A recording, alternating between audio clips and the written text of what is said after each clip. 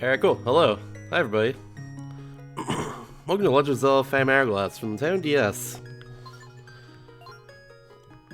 So, I'm gonna do it. Give me a file name, everybody.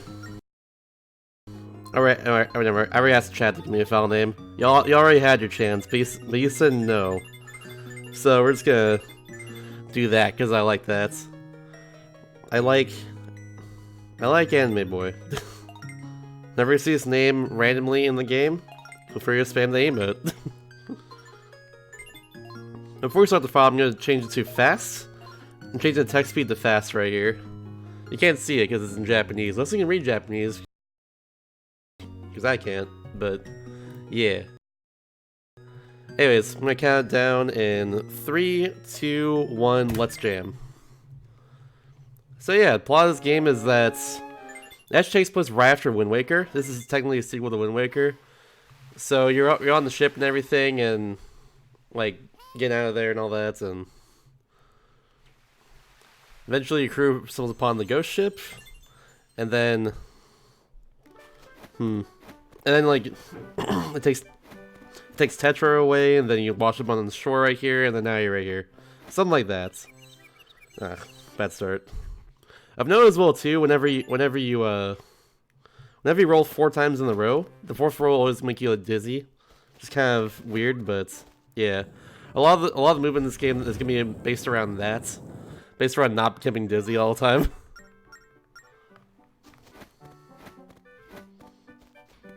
So right here I'm gonna roll a 4th time, which normally makes me dizzy, but if you cancel a cutscene, then it just saves time. There's a few objects as well too we can cancel our 4th roll on. That'll save time, but yeah.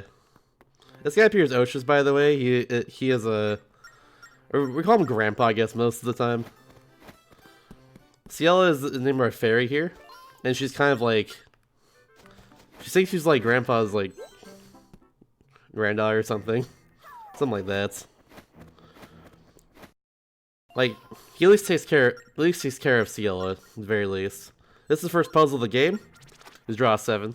Because there's 7 palm trees on the beach. That's what it's asking there.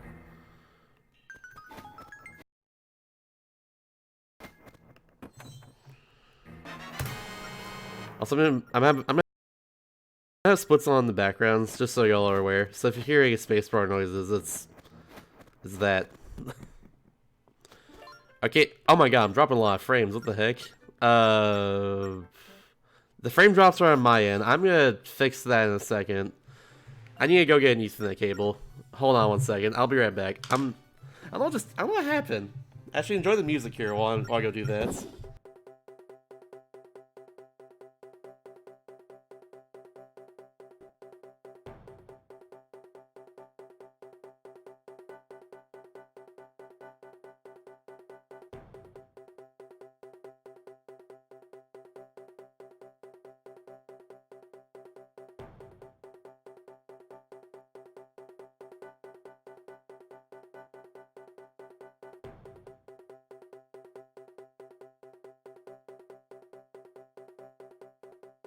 Okay, I did. And now things should be more stable. That was really weird. Anyways. Sword tutorial. Gotta tap objects to swing your sword. And you slash them right like that to like hit them as well too. You also spin attack like this, but draw a circle around you, and there we go. There's also a way to skip that tutorial, but it's pretty tricky, and also it doesn't save much time anyways. It's something you really go for if you're going for Lucker attempts and all that, so not worth it for me. I do have 2nd place in this game on leaderboards, but World Lucker in this game is incredibly optimized. I'm not even kidding you. Ben Stevens kind of destroyed this game back in the day. Like, my PB is a 320-10, and his full record's like a 313 or something. And my PB is pretty good, too. So the second puzzle of the game right here, we got to pull the switches in a certain order. These stones around the room give you like clues as to which order the pull switches in, but like even still, but like we know a solution here, so we're good. I'm like losing my train of thought a lot for some reason, but it's okay. We shall deal. I'm gonna pull a stone all the way out here. It's supposed to block the hole there, normally, but you don't have to. We also kind of hope that the rat just kind of like goes out of the right hole quickly enough. Thankfully it did right there. But yeah. Also, it looks like things are stabilizing a bit. I don't know why that happened. I've been streaming like on the Wi-Fi in general a lot recently. Give me a heart. Someone give me a heart. I'll get a heart for a temple, I guess. Yeah, I've been streaming on the Wi-Fi a lot recently, and I've been totally fine. Not dropping a lot, like a ton of frames, and you know, this time it just happened, so apologies for that earlier. But now it should be all good. Now we're stabilizing.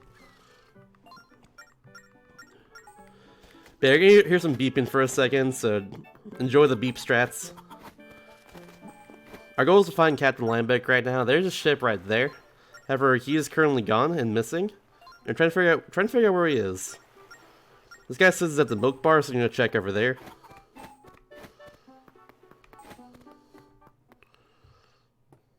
And he's not here. This guy over here says he might be at the Temple of Yish King, all the way on top of this island. All the way up there, see? On the map. I don't know how they point your map like that, but don't worry about it. I'm really hoping I don't get hurt another time, because I want 2 hearts, like, while going through the Temple of Yish King on this first visit. That's the current goal. Also, I think I kind of neglected to mention this, but if y'all never seen this game before, this game is, it was the first DS Zelda game, and it's completely touch controlled outside of, like, pulling up menus and stuff. So, like, pressing down, for instance, will, like, pull up the map on the top screen, so you can, like, draw it in the bottom screen. Pressing right pulls up, like, your items and stuff, etc., etc. But other than that, it's, like, all touch controlled. So, like, everything I'm doing in this run is just using the touchscreen. And CL is kind of your pointer, I guess, for the touchscreen. She's like the way you know. She's like the way that you know, like which direction you're like if you're touching the touchscreen and all that. I guess I don't know. She's your indicator for stuff. But yeah, we're in Temple of Yish King now. There's Lambeck over there. He got himself trapped between 2 spikes, and I says his ankle is sore and all that, and he can't get out, and we have to save him and everything, and yeah. He has to save his brave adventurer over here. Who quote unquote broke his ankle.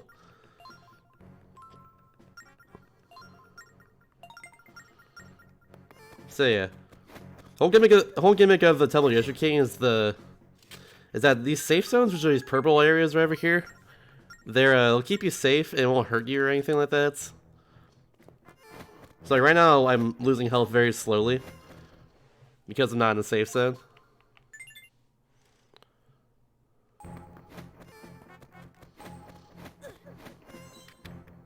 So there we go. We got a small key from Lambeck, I'm pretty sure. So I'm gonna get these 2 switches to get right into the middle over here. We're trying to find a thing that'll be useful to our adventure in this case. Which is just this sea target we're gonna get in a second. Allows us to explore the oceans and all that. So we have a quarter of a heart after all that. Alright, so like making that cable lost me like a minute, but that's okay. Can't really foresee that when like streaming on Wi-Fi has been fine for me for a while. They can also stream at night, so there's that too. It could be different. But yeah, Death Warping out of here is faster and also skips a cutscene. So I'll be at a quarter of a heart like that once I'm ready to Death Warp and everything.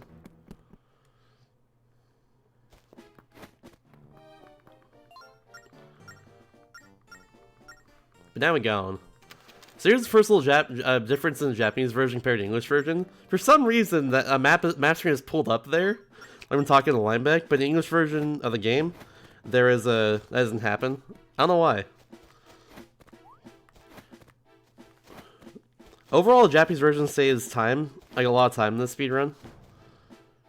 Not because of text or anything, because the text is pretty instant and all that, but it's just because of like the end of the game, essentially. There's like one huge thing that saves just a crap load of time over the English version. And we'll get there when we get there, but yeah. Now I use some fast scribbling right here. There we go. There's the island. We did it. We just scribbled out essentially the place we need to go to right now. It was just kind of telling us about this island over here that has the fire temple on it. We gotta go over there and go get the ferry over there and everything. Once you collect like the Spirit of Courage, Power, and Wisdom, once you collect all three of those, we're able to actually locate the ghost ship, which we know has Tetra on it and everything. Our current goal in the game right now is to actually just straight up like rescue Tetra. So yeah. Now it's time to jump our boat everywhere. Jumping with the boat is faster, so you will see this a lot. Every time I go around everywhere on the overworld in this game, I'll be jumping this boat. It's great. I've noticed as well too. I'll be drawing the paths everywhere I need to take for his boats, and optimally I don't want to waste too much time like drawing like a really long path with this boat either. So gotta be aware of that. Sometimes like the islands will just like stop me if I draw a path close to it as well. So like for instance, this island right here will stop me a lot whenever I draw a path like really like right next to it. So I gotta be aware of that too. It's not how boats work. Excuse me. If you're not driving at jumping boats, I don't know what you're doing with your life. I'm just gonna be honest.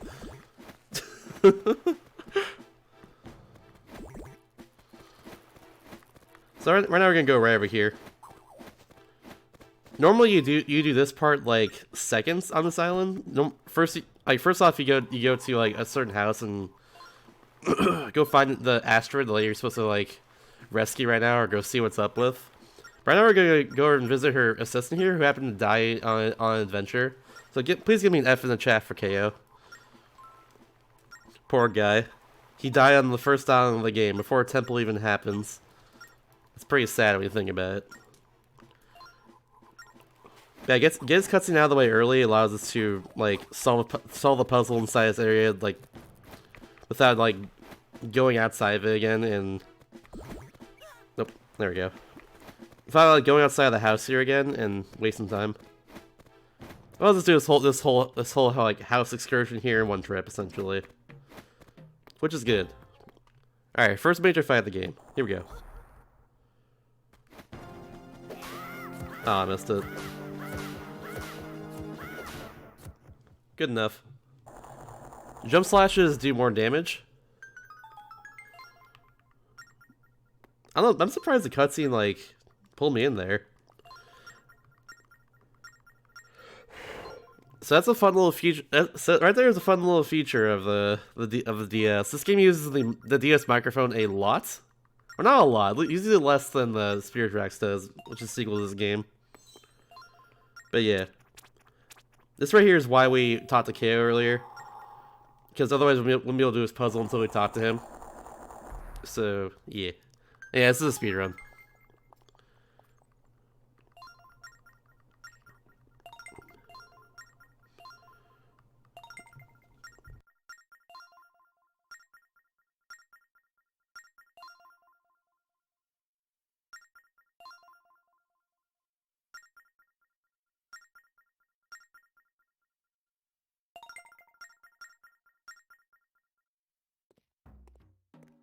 Sorry about that. Okay.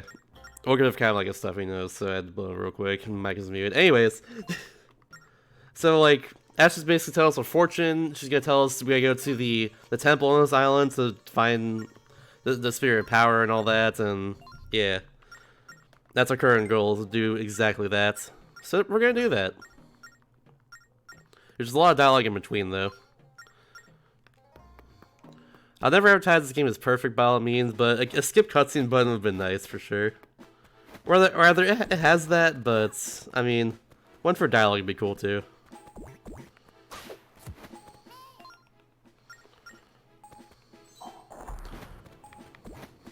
Yeah, we're going straight there.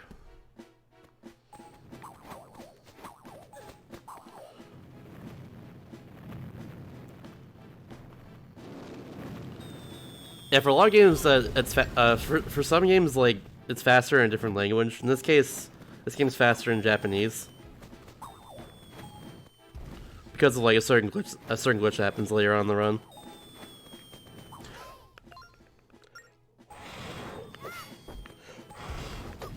You have to, like, blow into the microphone and pull out those candles there. It's a bit tricky. There we go.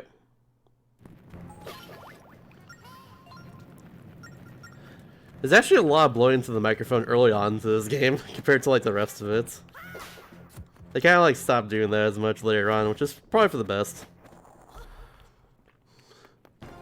Younger me did not like blowing into the microphone in the ZS games because man, I'm lightheaded. I had bad asthma growing up. Now it's better, but yeah.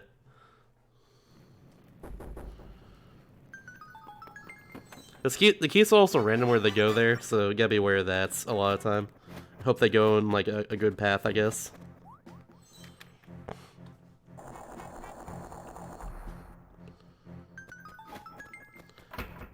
So you go over here and solve a little puzzle. I think the game kind of tells you that you're supposed to spin attack right here, but it's also kind of obvious given the layout.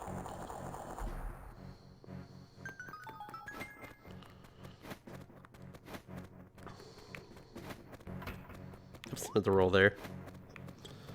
Alright, so we're gonna grab this pot right here, and then go right up the staircase. Just like this. And we're gonna throw it right over there. Go around this electric choo-choo, because he is very evil. I don't like him.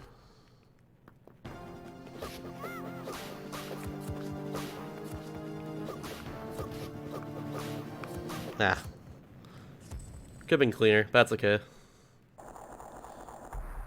I'll take it. Now defeating all those enemies there gives us the boomerang. And thankfully we can easily pull the boomerang just by pressing L. Or by holding down L rather. Instead of like touching the top right of the touchscreen every time. Thankfully it's a very convenient shortcut. It'll be using just that motion in general throughout the whole run. It's nice. It's nice. It's very nice. I thought I was gonna hit the wall there for a second. Oops. Getting hit by electric choo-choo like makes the top screen all blurry for a little bit. So it's like a big reason why I don't want that to happen. I don't really need to worry about it too much though, just because like, you know, I already know where to go. But yeah.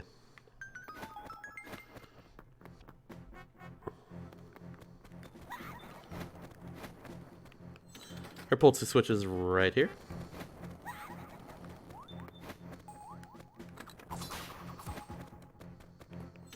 I'm gonna get this pot in the corner. This pot in the corner has just health in it guaranteed. So let's do that. Why not?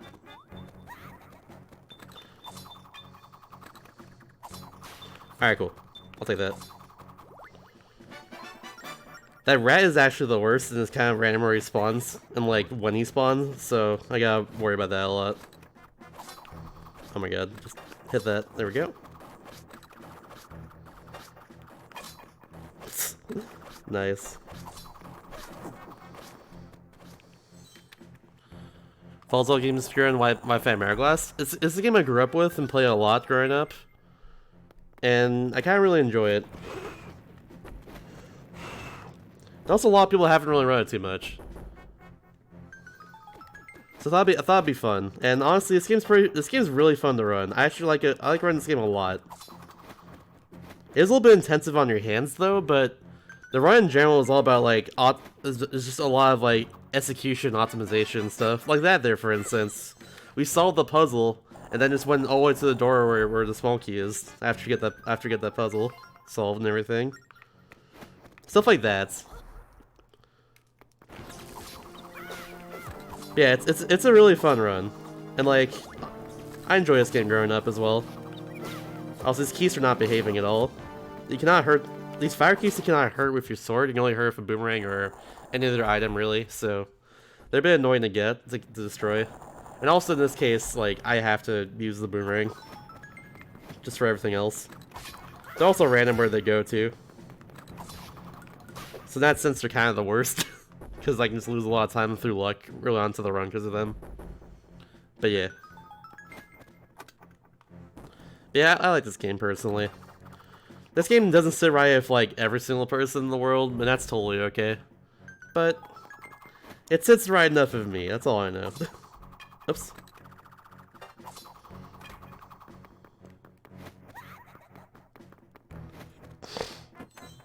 Alright, so now we got the boss key. Which is this giant key we have to literally carry over our head all the way to the boss door. Which is kind of a weird mechanic in this game when you think about it, but oh well. It's faster to do this though to get over there. Just straight up throw it and then roll to it, like that. Oops. I don't have that missed.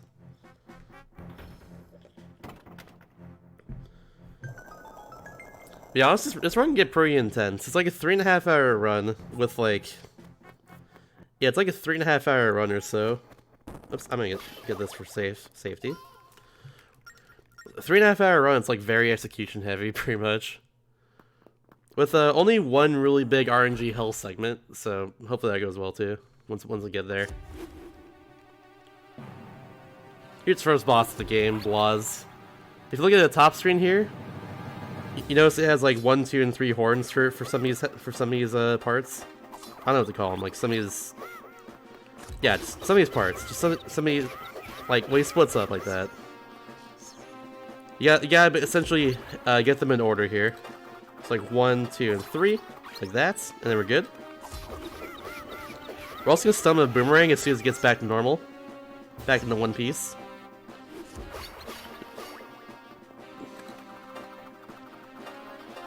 That should be fine.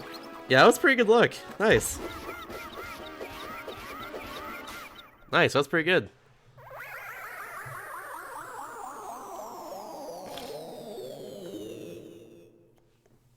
And turns the sand. So we haven't gotten it yet, but that sand's useful for the Phantom Hourglass. We'll be getting that, like, soon, in the first place. The aforementioned item in the game. But, yeah. I'm still dropping frames despite the fact that I have Ethernet cable plugged in with Google Fiber, by the way. What the heck is going on today? Oh well. But yeah, we defeat the boss and all that stuff, and now we out.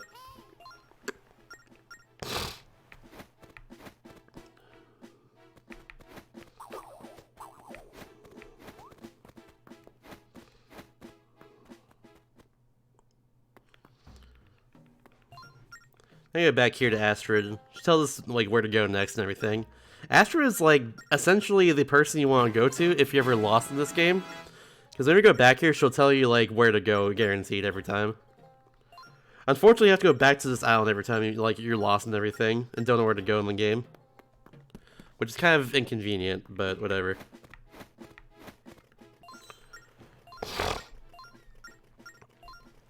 It's not like playing Saria song in Ocarina of Time or anything, where you just play whenever and then she'll tell you where to go and everything.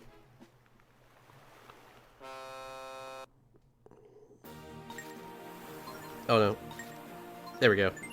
I have to hit the dock every single time. I can't just go right next to it. Now more boat jumping! Whee!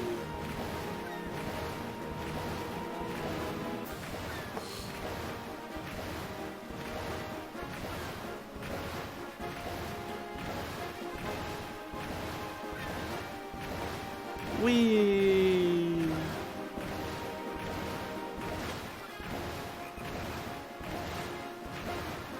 Whee! Ship off! Oh my god. Perfect name for it, perfect name.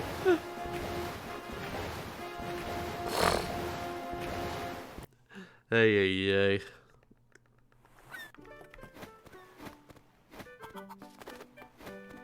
Now we're gonna go back to Temple Yoshi King. Now that the Spirit of Power, we can actually straight advance the game now. Like right past the first floor of the temple. So we're gonna go do that. See where next area leads us.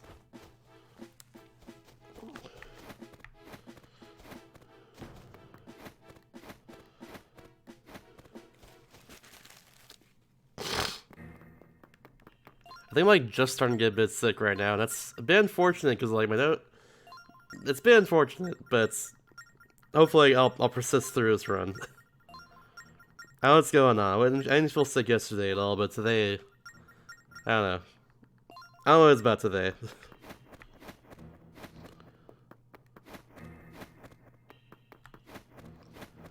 But yeah, Osha tells us to get the Phantom Hourglass right up here, and now we got that. Osha's kind of just there a lot of the time. He's kind of this mysterious old man with a giant seashell cane like this. He tells us, like, about random things and where to go and all that stuff sometimes.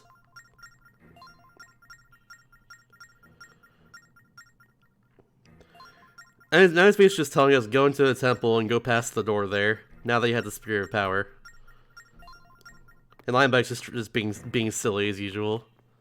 If only we can read the dialogue, because it's pretty great. Honestly, Lineback is one of the things that saved this game for sure. Lineback is amazing. He's a really good character, honestly.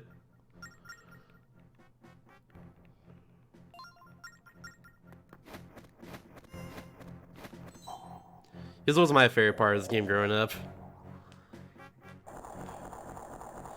But yeah, now that we have the Spirit of Power, we can just kind of will that door open. Just like that.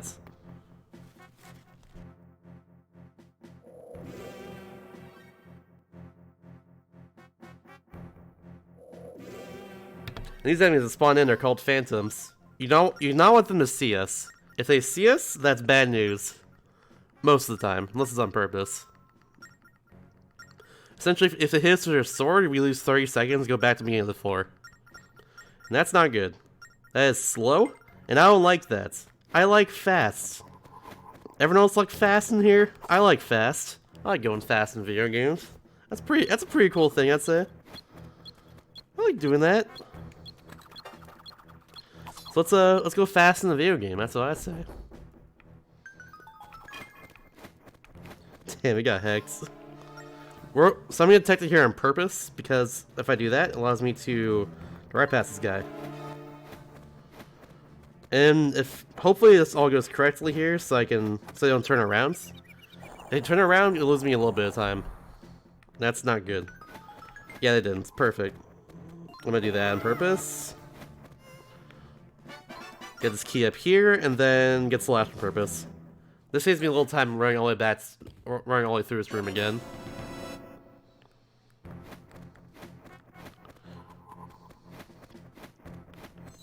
Bam. And we out.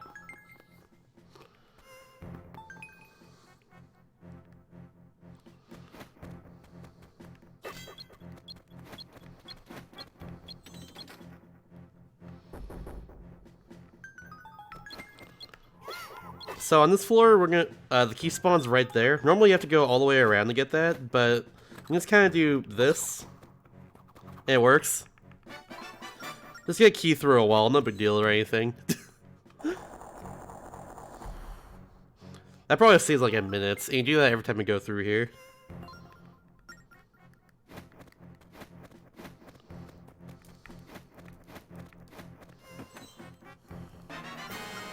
Alright, now I got a Force Gem. There are 3 of them on this floor. If you're familiar with Four Swords Adventures, it kind of works similarly. These are like the items you collect in that game and all that.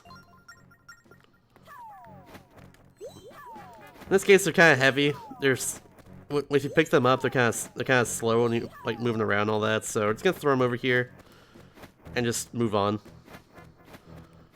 But yeah, our goal is to get them all into those pedestals. That's the current goal and everything.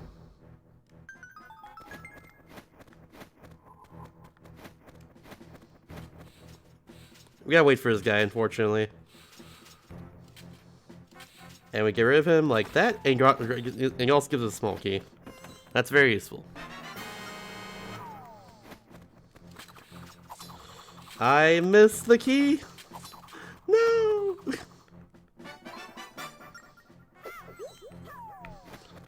So I'm gonna keep throwing all the things over here. Got one more right through his door. Given the cycle on this other Phantom right here, that's still around. We'll have to wait a little bit, like before we can move right up here. He's gonna see us right here if we don't. I'm gonna do that and throw that over there like that. He doesn't notice the giant gems being thrown randomly across the way though. He just never notices that. I don't know why. As you can tell, his fans are kind of blind. But, yeah, no. Thank you, Slayer. Hello. Hello at everyone in chat. Get at everyone, nerds.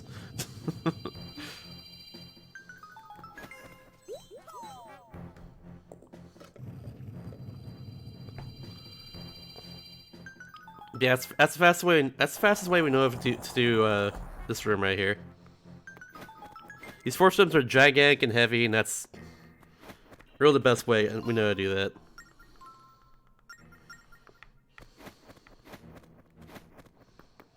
Dang, get heck twitch.tv/everyone. Get absolutely destroyed. Hot damn.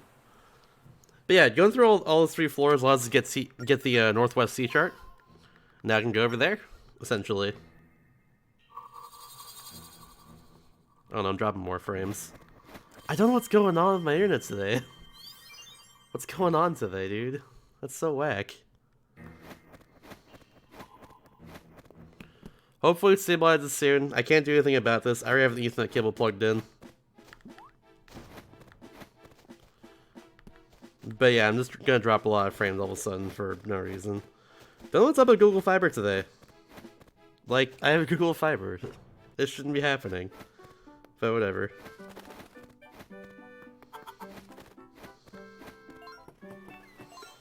That guy who talks to us right there on the dock.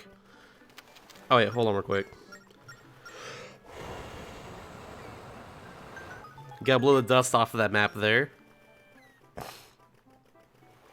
But yeah, the guy talks to us on the dock there, says, "Yo, you should go to Cannon Island. There's a cool can you can get there." So we gotta do that before we go up to the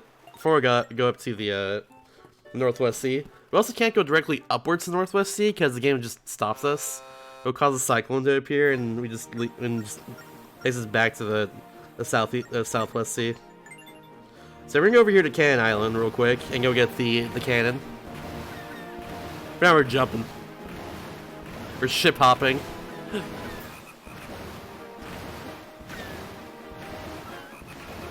What's a boat's favorite genre of music? Ship hop.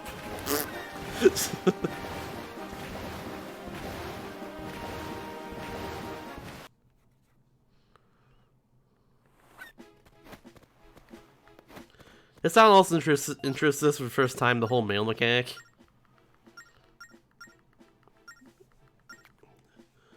Which we're gonna be skipping for like the whole game. It is a good joke, I like it. This guy here, Ezo, he tells us basically that his boss is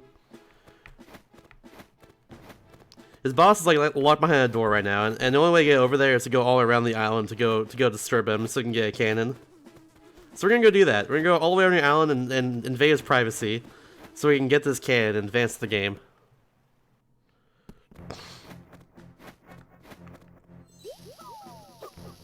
Ah, come on. Oh no. Okay, that works. Nice.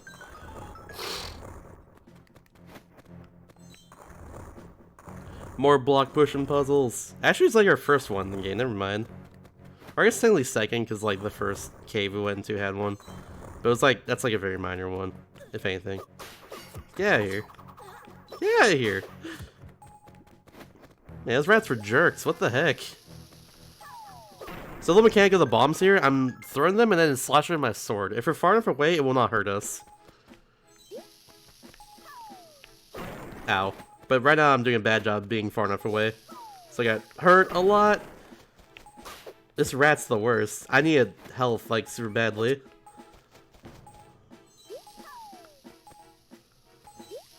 Yeah, just go down here now. Don't worry about it. Don't worry about it. That didn't happen. That did not happen there.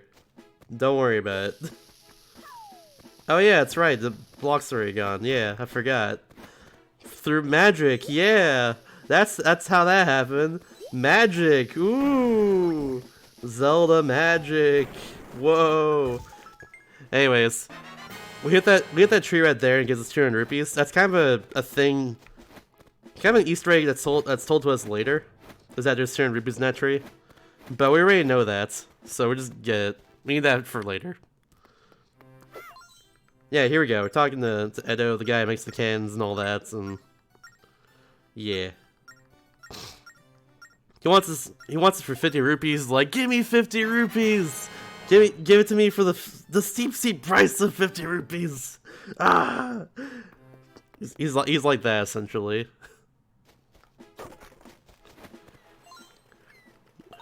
That's the first thing in the game we need money for. The second thing in the game we need money for is like later on, but I need to hope that I have 300 rupees before then.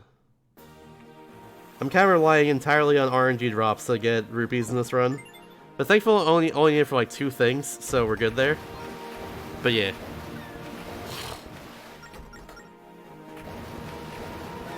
Yeah, more frame drops. Sorry for pointing this out too much, just I can't do anything about it.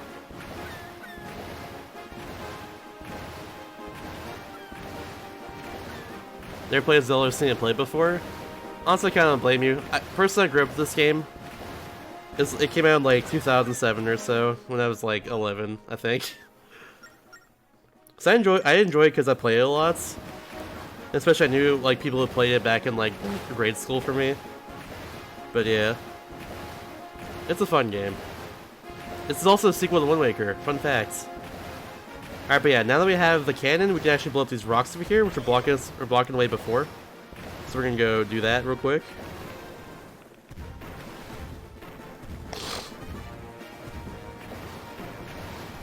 There we go. Now it's all gone. Hope I'm not too close to these rocks. I am too close to these rocks. What the heck? God dang it. If only those rocks were in the way there. Oh well. That's okay. So here's the ghost ship. This is the thing we're chasing after right now. Quick recollection of the plot of this game is that the ghost ship is what is kind of stole Tetra away. So we know Tetra's on the ghost ship, so we're trying to just track it down. So we're gonna go do that. However, we're gonna track it down this fast way. So we're gonna go all the way to the upright.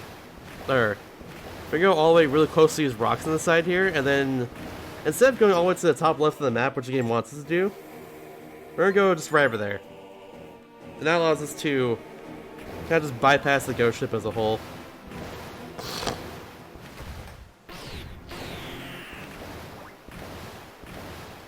Yeah, instead of going to the top right and wasting a lot of time, we're gonna just go up here. If we like, because eventually this fog's gonna essentially time us out. It's gonna like send us back to the beginning of this area. This is just the fastest way of getting that to happen. Is going to the right, because we're not supposed to go over here yet. Just like that. So there's some cutscenes missing in Japanese version. That's one of them right there. Normally there's a cutscene of like the boat zooming, like, of like I guess like a panning shot of the boats. And that's like, and the fact that it's missing is just, it saves like 10 seconds over English for some reason. That's the first kind of missing cutscene in the Japanese version that saves time. You'll see a lot more of them later. But, yeah. Japanese version seems like kind of incomplete compared to English version. A few things in Japanese version are kind of like glitchy or just not in the right spot. And there's also some missing cutscenes. That's just one example there. That's the reason why I save so much time with the English version and why I'm playing on Japanese today. It's very strange.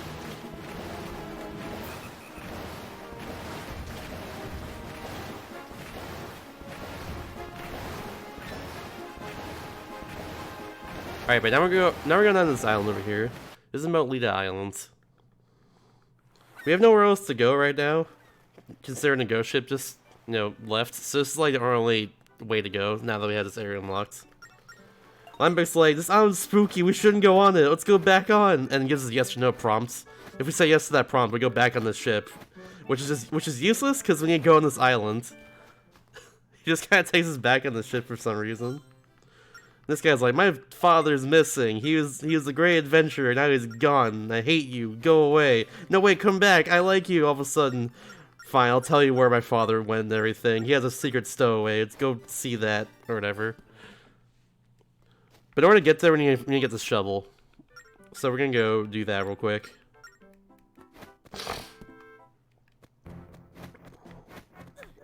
Ow.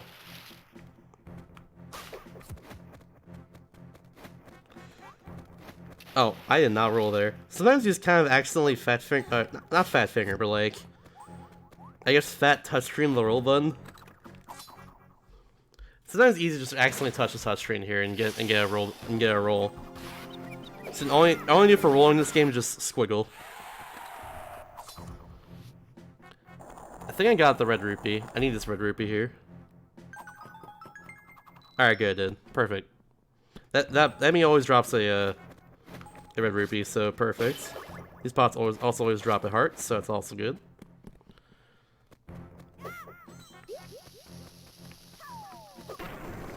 Nice.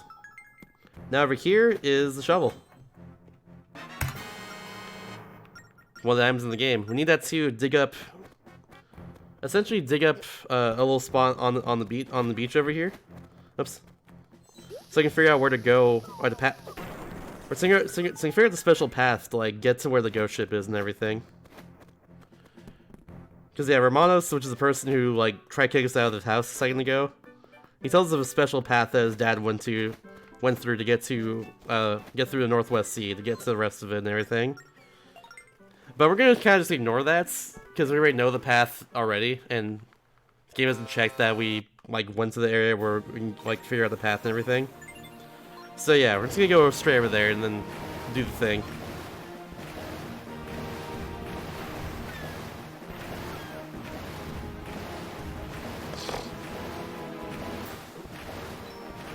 So yeah, more ship jumping. This is actually kind of like the longest sailing session in the game right here. Ooh, nice, red rupee drop. Ideally, I'm gonna hope for a lot of red rupee drops along the way. But yeah, this is the longest ship jumping section in the game. So get comfy, everyone.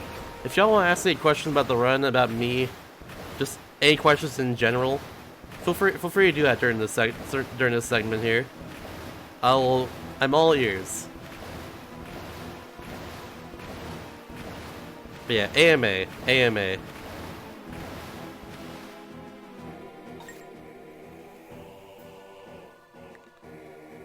So that is the path right there. You gotta drop it very optimally so you don't hit the rocks. I might hit the third rock there. I don't want to circle around, but we'll see.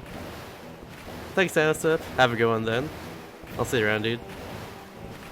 Enjoy the work.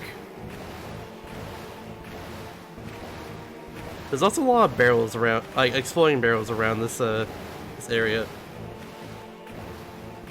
So yeah, I hope they don't hit that, or at least I notice it and blow it up in time.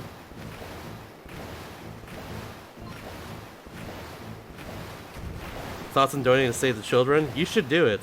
Those children need saving, dude. They are our future, after all, and they're very important. Y'all should do that. You have time, after all. There's nothing really going on in this section. We have 2 minutes of it left.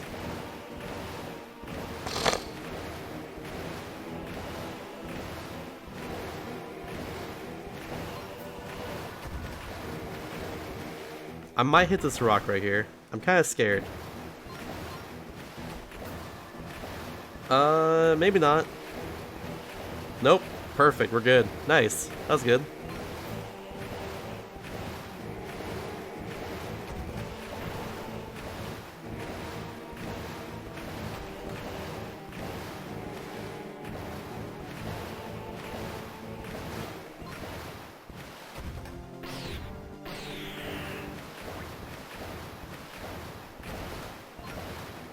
We're almost done. We did all the... Thankfully, this path also took me just one try. If you like run to a rock while going along this path here, then you have to redraw the whole thing. It kind of sucks. But yeah, the path I drew here allowed me to get through the fog without avoiding back outs like you did before when trying to chase the ghost ship. That's the whole point of this. Also, Beetle might catch me here. Beetle might catch me. It's not good. I don't want to talk to Beetle. We don't need him. We don't need to talk to Beetle. He's not my friend this run. Oh no, Beetle. Beetle? Beetle, don't do it. Beetle? Beetle, no. Yo, Beetle skip, let's go. If we find Beetle just along the path like that, so he'll just like randomly just talk to us. And like try and get us to buy stuff. So, good thing that didn't happen.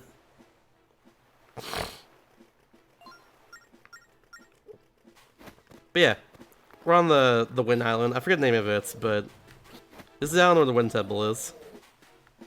And we're here. Everyone is here. Ah! There's also a huge backdraft just blowing us everywhere. Like, blowing us backwards in this case. Like that. So you gotta be careful when you jump. Which I was not. I was not careful when I jumped there. Not at all. Yeah, wait right here. There we go.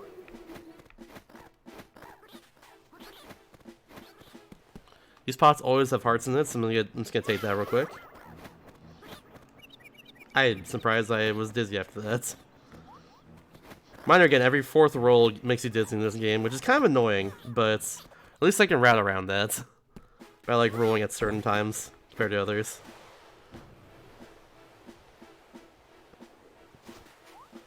No wind? What? You should just wind it like right there as soon as I go off of that section. Okay. Weird. Switch into a shovel right here. I'm gonna do a little cutscene skip right here if I do it correctly. There we go, perfect. If you jump over that fence, you skip a little cutscene. That was good.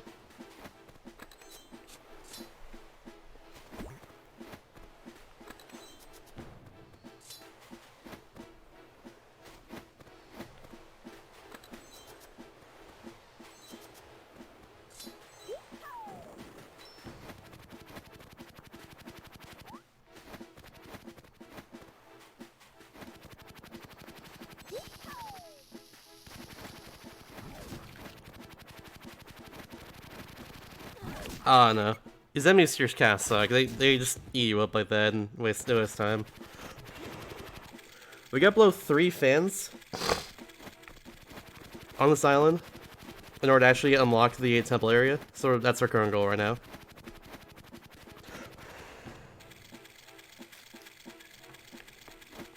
One more. There we go. It's not just any 3 fans, it's the 3 sacred fans, or whatever.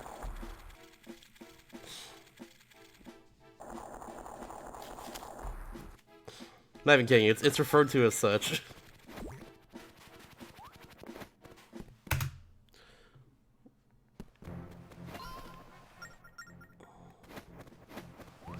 Oh yeah, that kills me.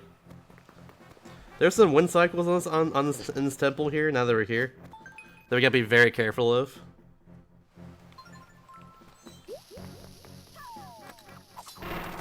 Oh, what? How did that work? Hey, that doesn't work. Oh my god. Now we go with.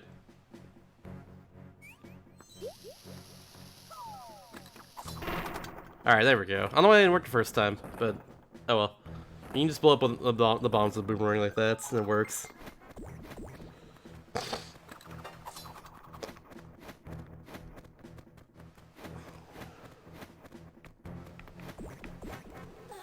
Ah! Ah! Free hearts. Alright, good thing I saw the cycle there. Good thing I saw that I would die if I went forward there. So, no dying allowed.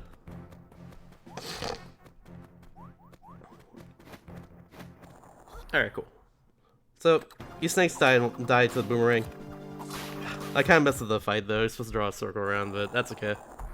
That's still pretty fast.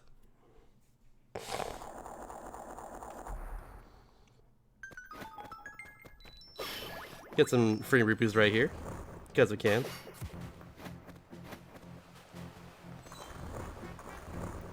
Push this wind thingy, this wind Octorok thingy all the way over here. Just like that. We need to push it all the way over. I could have there, but I just didn't want to. Or I'm gonna like make all those rocks move essentially, just like that.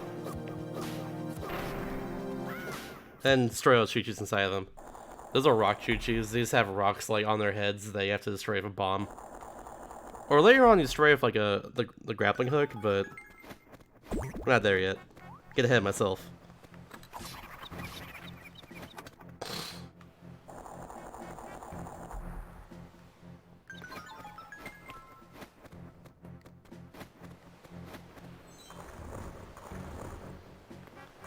Push this block right on top of this little wind geyser thing. Just like that, and then we go. Then we out.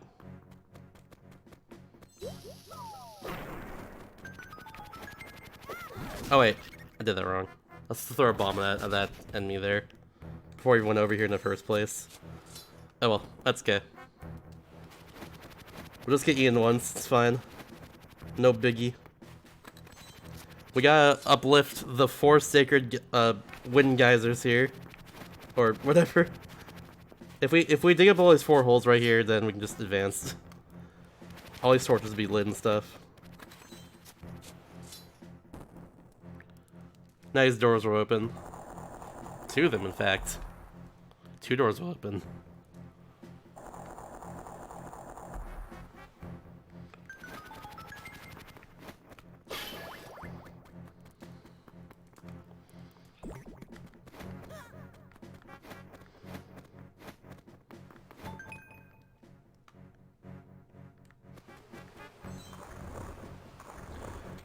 Yeah, the goal of this room is to get a win on both of those fans.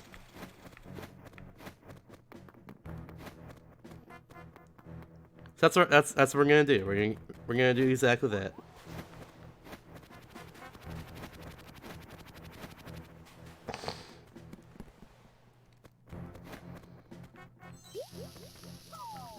Could blow that up right there. And thankfully there's no big puzzle room to go through for his last room. We just have to go over here normally. Simply enough. I think I neglected to mention this in terms of movement earlier, but if you roll off a cliff like that, so you can just kind of not do a jumping animation of going off a cliff, which is nice. So whenever I can, I'll roll off a cliff like that to save time.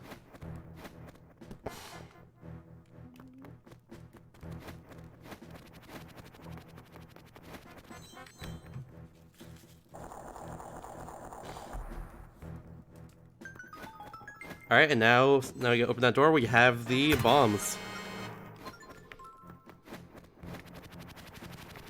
So instead of like picking up those bomb plants, we can just kind of throw bombs whenever, and just do that.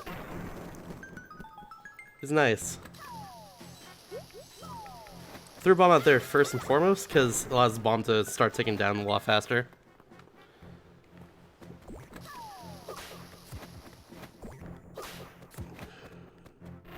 Just like that. There we go.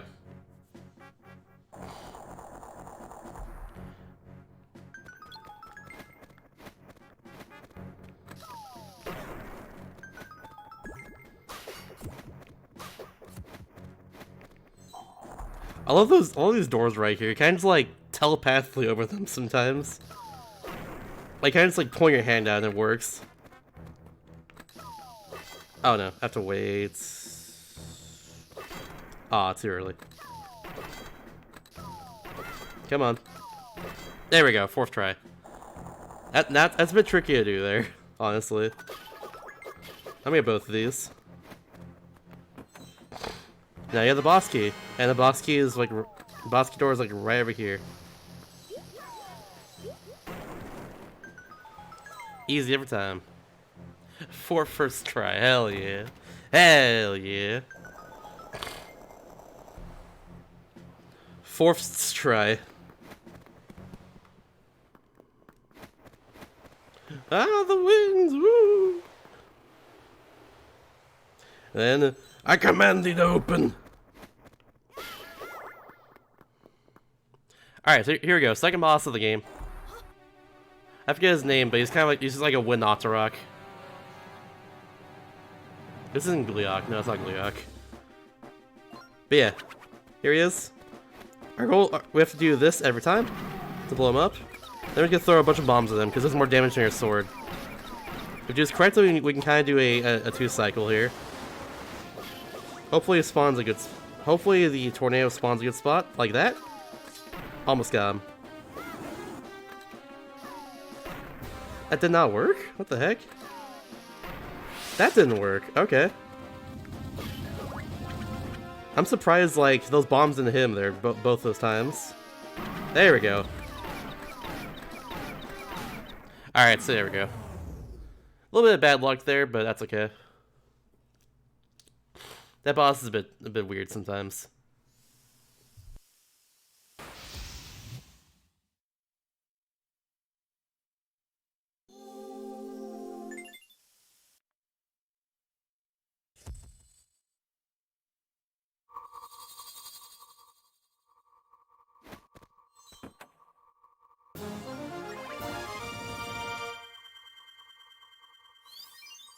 Oh, my mic is muted, sorry about that.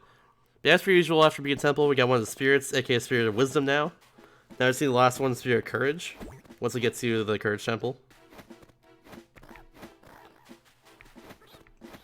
We also have more sand for our Fire Hourglass as well, too. Of note. So yeah.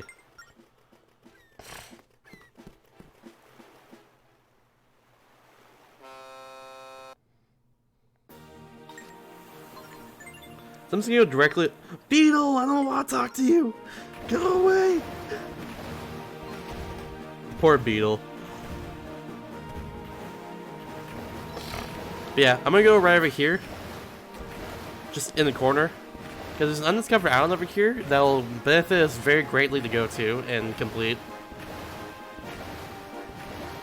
Probably see it in the distance. I'm gonna do a little trick here to save some time. Ideally, if I drew my line in the right spots. If I discover the island like really close to it, close to where a dock would appear, it'll just kind of let me on top of it, and skip a cutscene too. So I'm gonna discover it like right here, or so. I think it's close enough. No, it's not. Dang, dude. You skip this cutscene right here if I was close enough in this case. Am I still let me in? Yeah, still let me in. So at least save me time having to draw the route to the dock there, but still a bit unfortunate.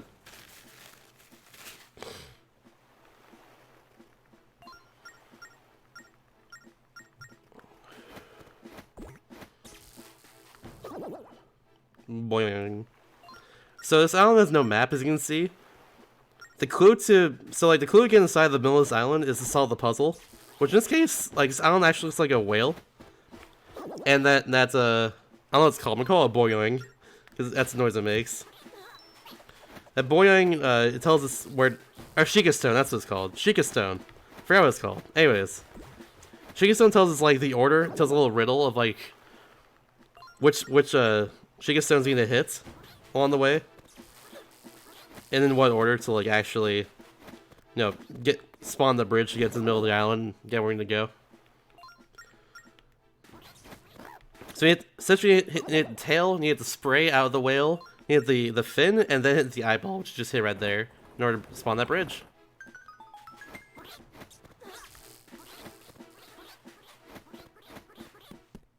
So there we go.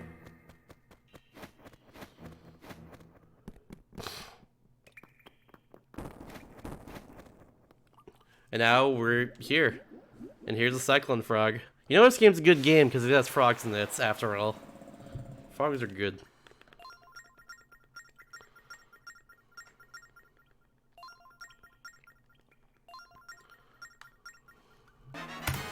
And with that, we have the Cyclone Slates, which allows us to kind of teleport anywhere we want to in the game.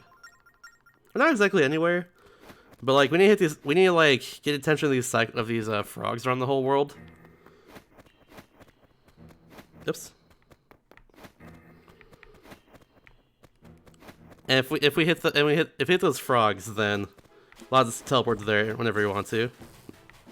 As long as you draw the right symbol and select on slates.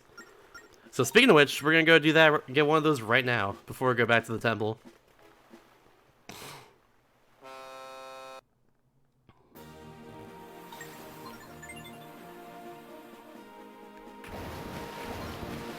So we can go right directly up here. Thank you, Ariel. Thank you very much. Do a little ship jumping once again. Ship hopping.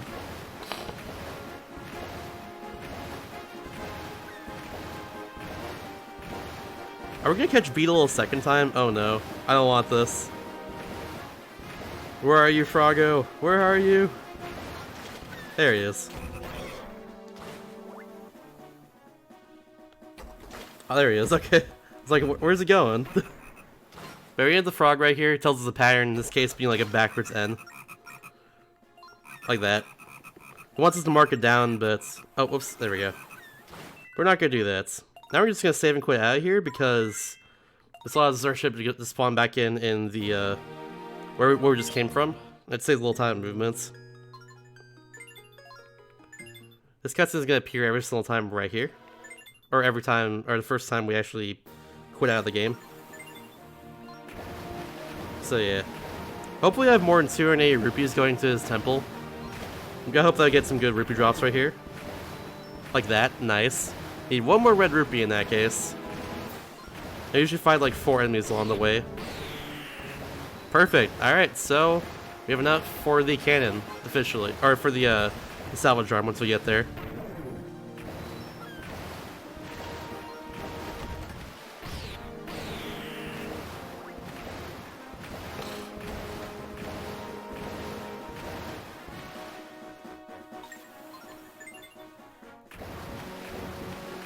Yeah, now we got past the Wind Temple, we can just straight up go from a northwest sea to southwest sea and vice versa whenever you want to. We don't have to go through that whole path again every single time.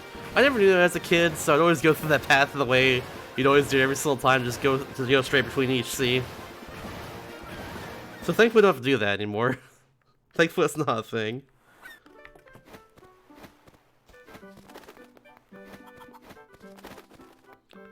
It's just a thing my kid self didn't know, I guess.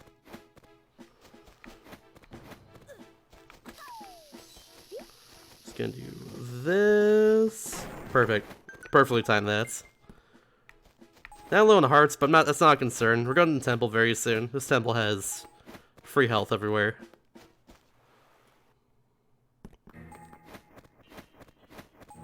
My favorite Zelda games include people with experience? Ooh. Hope you enjoyed the run in that case, Pokemon Red.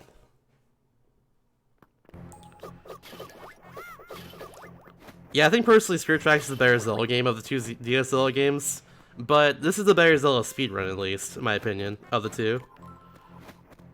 Oh, wait, no, I'm dumb. There we go.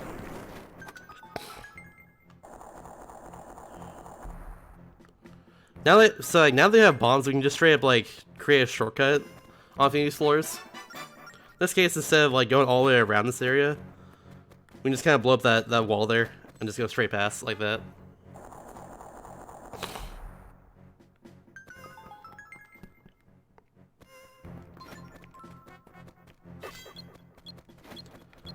Hitting that switch makes that phantom go, just kind of investigate the noise, so you can just go down here normally.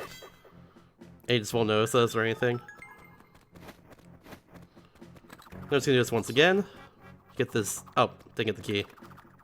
Do this once again to get the key. Perfect.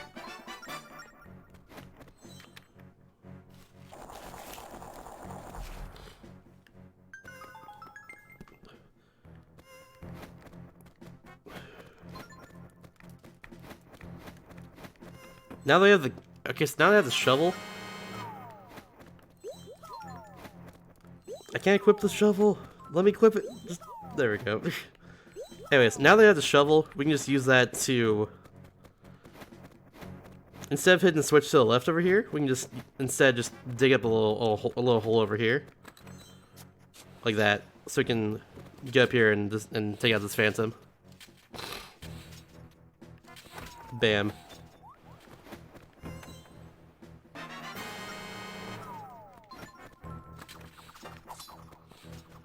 Perfectly timed as well on the cycle.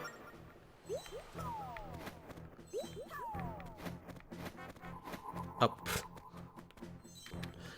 Sorry about that. So like, whenever I play this game, my right hand covers a little portion of the screen because I'm right-handed.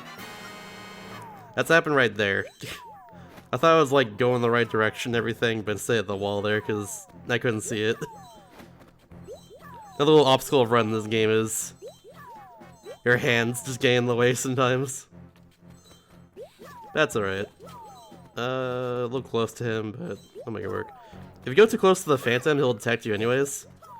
So you gotta be aware of that when trying to get that force gem there. I'm not sure if he'd be fossil randomized. It probably is, but I'm really not too sure in the end. I don't know what it would randomize in the first place, though. Other than like some of the heart pieces and treasure maps, I guess. Those aren't really necessary for completing the game after all. You can't randomize the items because you need certain items to actually complete certain areas in the first place. Alright, so now we have the Spirit of Wisdom. We can go through this door right here and go down a few floors again into the temple.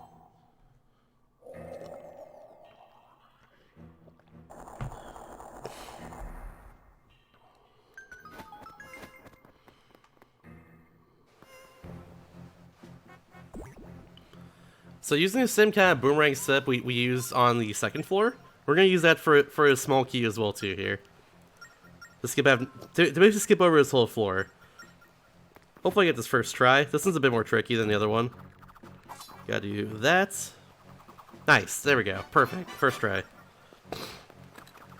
Oh, not wrong, first try. Oops.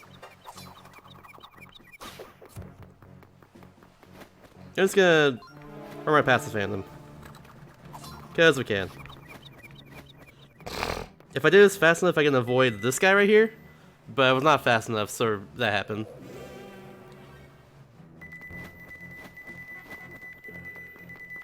Enjoy the dings. Though I should be good. It won't slow me down right here. So perfect. He slows it down after a little while, so thankfully right there I was good at my time.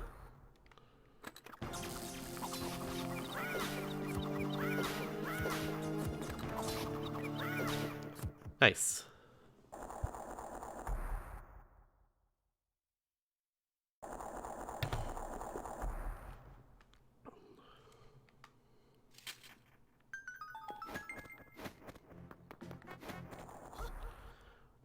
This moblin here is a guaranteed rupee spawn. This last one always guaranteed drops 20 rupees.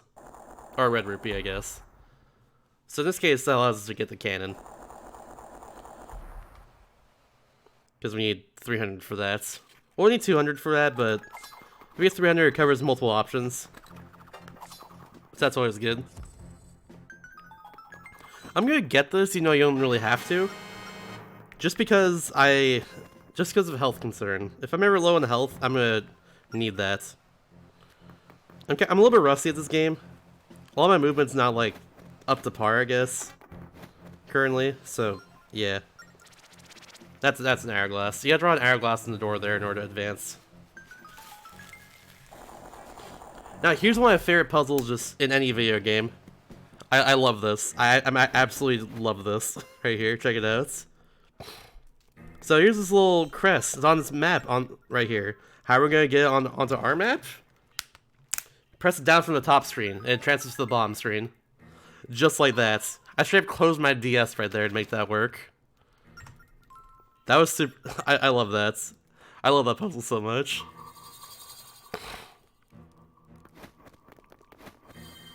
That puzzle probably confused a lot of people though growing up, but still, I love it. That's it, man. Hello.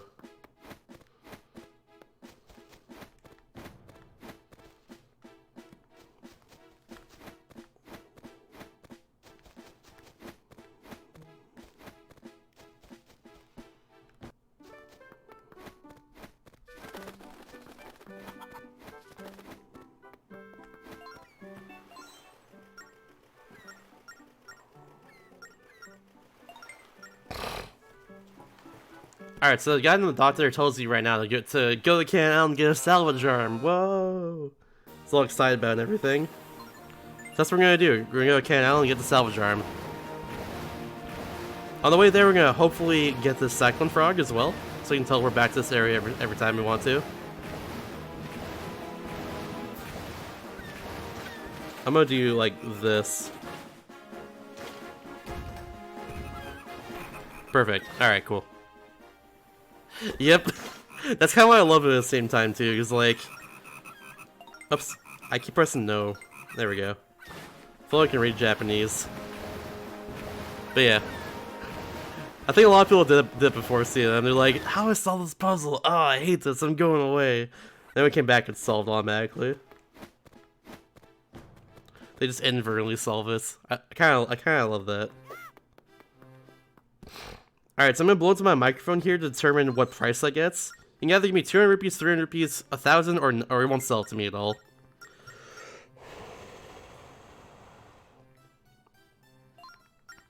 Alright, 300. Perfect. I'll take that. First try. Hooray!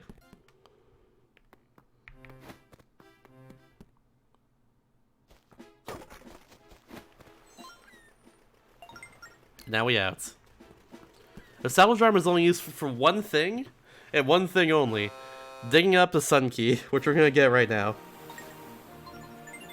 That is the only use for this in the first place.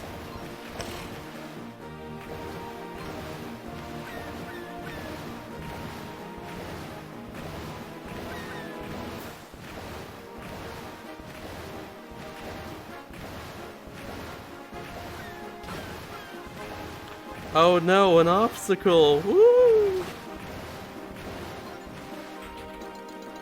Should be right there. Perfect. So yeah, the thing is salvage arm is if you hold down like this, you can just move it faster, so we're just gonna do that the whole time. We just drag back and forth and allows us to, you know, drag it back and forth and steer properly and everything. These Outrock bombs, like, you gotta be careful of them because they can blow it up a bit. Normally, a casual playthrough, you want to avoid getting hurt as much as you can, obviously, because in this case, if you lose all 5 of your health, you have to go back to the docks in Merkei Island, which is where you start the game and everything, and that's the place where you can like repair the salvage arm for a price. So you gotta be aware. You gotta be aware of that. You gotta not do that.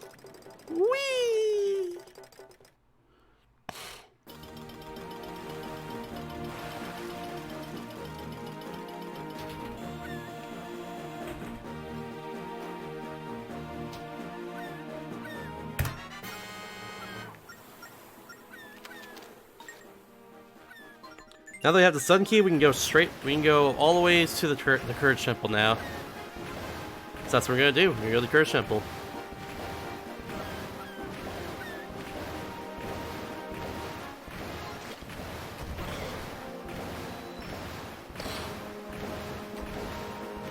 So in the meantime, more ship jumping.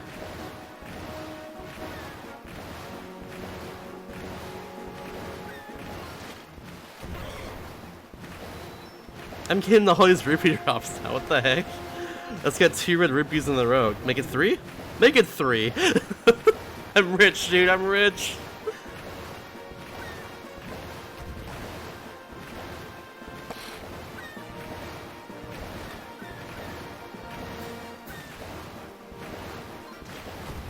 Four? 4? Okay. Sure. Sure, why not? I am down for this, but like, what the heck?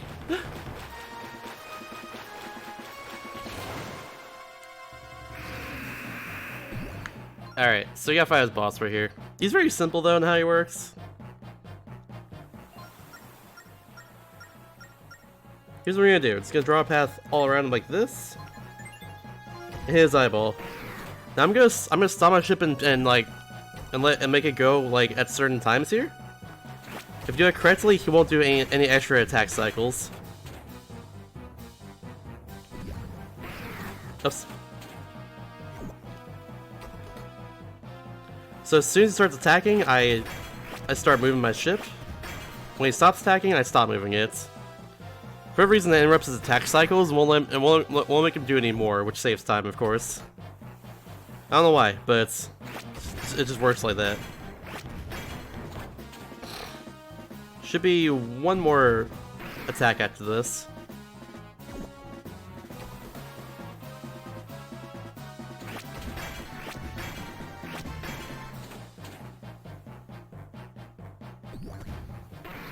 Perfect. Good fight.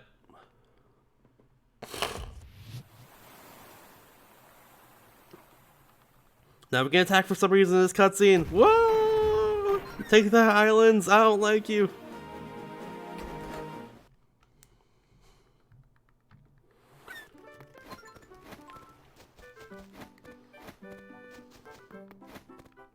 So we're supposed to dig up here earlier in the game to figure out the pattern for the path for the to get to the Northwest Sea. But we just didn't do that, so we finally did it for the first time there. And that's where we discovered a sun key normally. Or a sun key door at least, and that's where a sun key would be. That's where a sun key goes, I mean, I can words. But yeah. Now we're on the way to the Courage Temple. This little puzzle we gotta solve along the way. With all these big heads of lasers on them.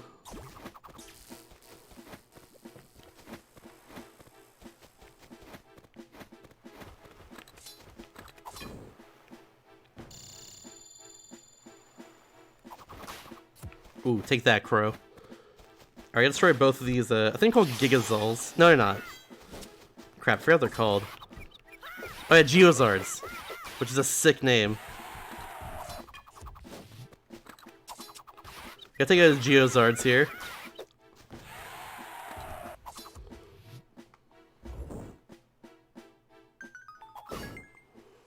I'll spawn that. Then we're gonna point the lasers right at the temple entrance. ASMR stone pushing noises.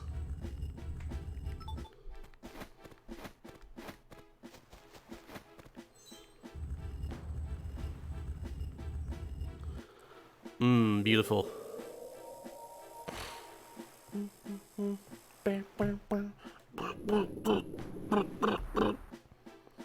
One thing you might notice in this game is that the music is kind of lackluster. They reuse a lot of the same tracks, which kind of sucks. Not gonna lie. That problem is fixed in the sequel to this game, Spirit Tracks, but it's very prevalent in this game, unfortunately. Spirit Tracks' soundtrack is pretty dang good in general. I like it a ton, personally. But this game's soundtrack is has not enough variety. They really should have just made more songs for this game, but they just kind of just didn't. Like, they made a lot of game. They made a lot of game for this game. But you gotta make more songs for the game. But that's okay. It's not the worst thing in the world, I'll say that much. Ooh, that was nice. The double hits. Doesn't happen too often.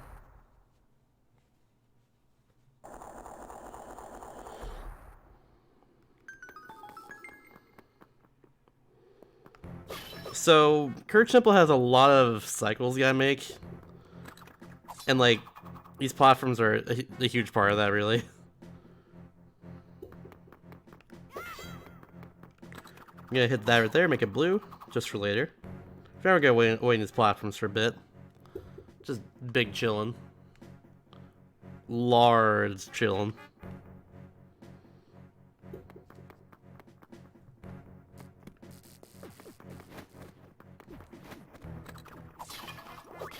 Heck, give me the thing.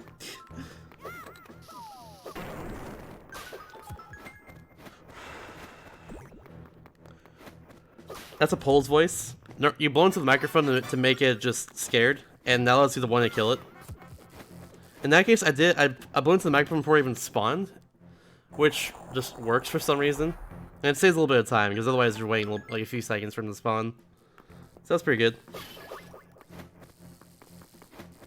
Now the order for every single puzzle in this dungeon, in order to solve it, is north, south, east, west. So we're gonna go, we do that. So we Pull switch to the north, pull switch in the south, pull switch in the east like this, and then in the west in the second right here. You can do that so don't get hurt again. Just like that. And chest spawns.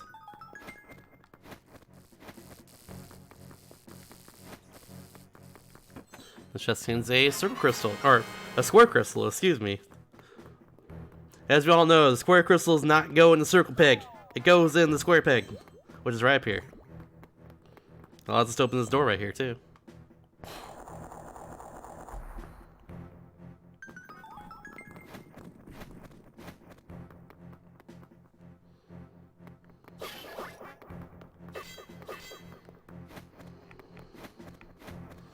I go right over here. Oh, I have bombs out.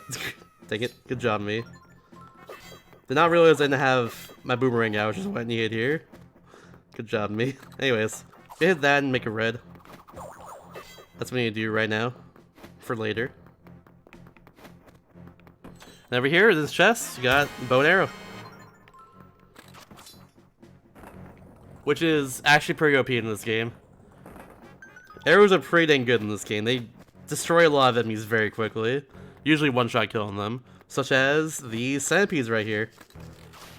If you hit the tail with an arrow, it just kills them. I don't know how I got that shot there, by the way. I'm a god. Freaking quick scoped him. Yeah, it's super good. Super nice.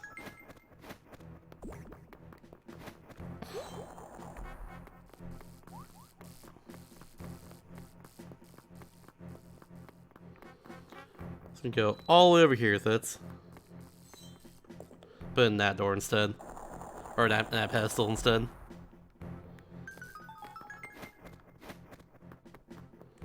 Now, if I do this correctly, we'll make a cycle up here, which hopefully I do. Just need to kill all these Octoroks with my bow. Oh my god. Oh no. Oh no. I'm missing the cycle. I missed like 3 arrows. Thankfully, it's not the hugest of deals I miss all these arrows, because there's airdrops right here. But yeah, I missed the cycle, unfortunately, so we just gotta wait. F in the chat, dude.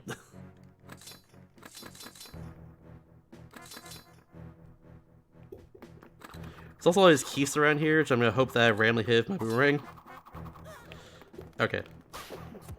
These keys like to knock you off of these platforms, and they're actually the worst.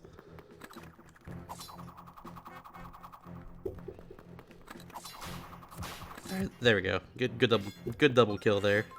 Double kill. Triple kill. You can clip on past that spinny thingy there. If you're injured by a bomb in this case, or something else. Ooh, didn't get past in time. That's fine. Now we're way on these platforms here. There's a lot of weighing in this temple just because of the platforms and everything. Free heart! Hooray! Yeah, lots of weighing here. So we're just big chilling for now. This cycle was kind of painful though. This platform takes a while here. This platform takes a while here. I never played Okami Den, but I will say Spirit Tracks is actually a top 5 Zelda game for me. So I'd say that one out of the 3. I do own Okami Den though, but I need to get around to it sometime.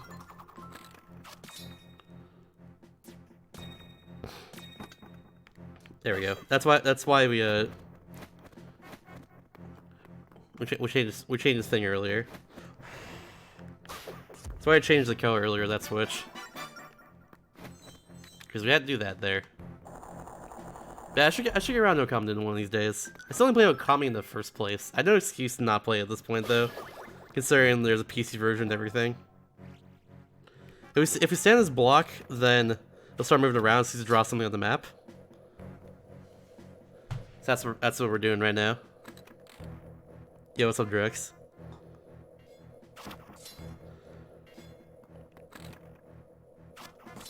Alright, there you go. Perfect. We're gonna do this. That should be good for that. Nice. And now, we're just gonna go right down here.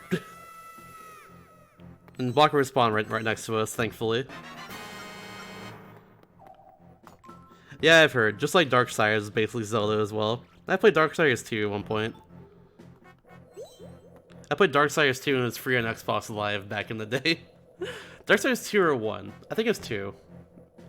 No, I think it might be 1. Either way. It was a fun game. I enjoyed it. So I don't really remember too much about it, honestly. But other than me just playing the game.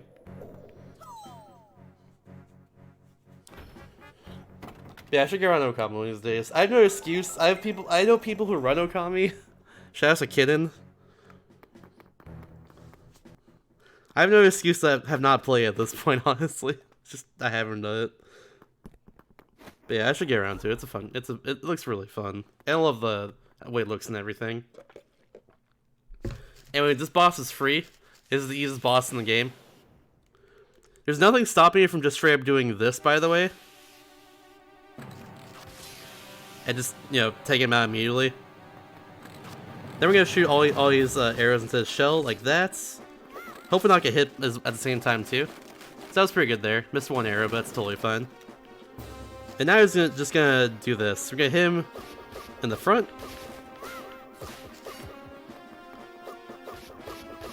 Like that. And then one more hit should do it. There we go.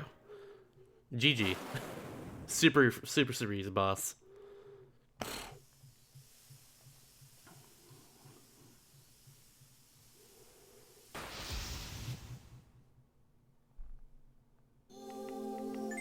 Why are my splits so good in this game? God dang it. Had to be second and Rusty, didn't I?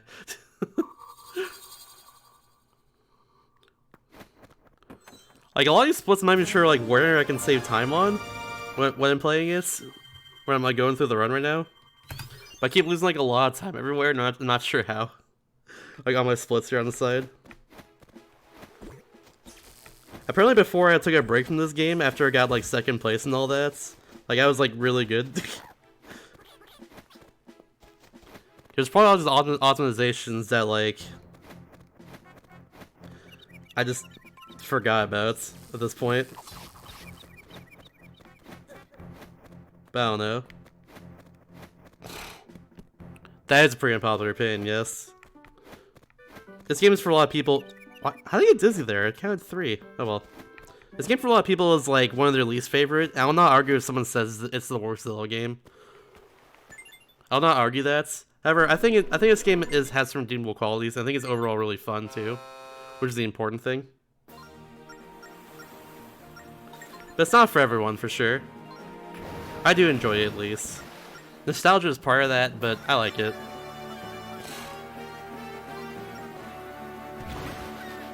Right, we have all 3 spirits: Spirit Power, Spirit Courage, and the Spirit Wisdom. So we're gonna go over to the Ocean King. But first we got Jolene here, who's this crazy pirate lady that at one point traveled with Linebeck, but Linebeck stole her treasure, and now she's after Linebeck to get revenge and everything.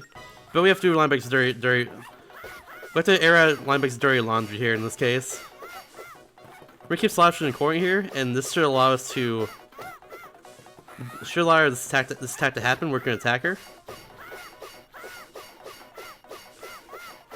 Gotta keep doing this, and this attack will eventually happen. Then we rub. There we go.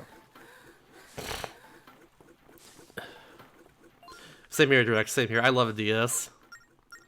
I love a DS personally. I love Spirit Tracks more in this game though. Both games are fun, but I think Spirit Tracks is the better game of the two.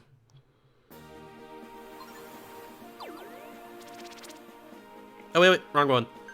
Wrong symbol. So, this is the first time I actually used a Cyclone Slate in the first place to travel everywhere. And if you ever play this game on the English copy, you notice there'd be a cutscene of like a ship coming down to the water. That is missing from the Japanese version, just straight up for some reason. And I think it saves like 5 seconds every time you use the Cyclone Slates. Just because the cutscene's just straight up missing, for whatever reason. So yeah, that's a thing.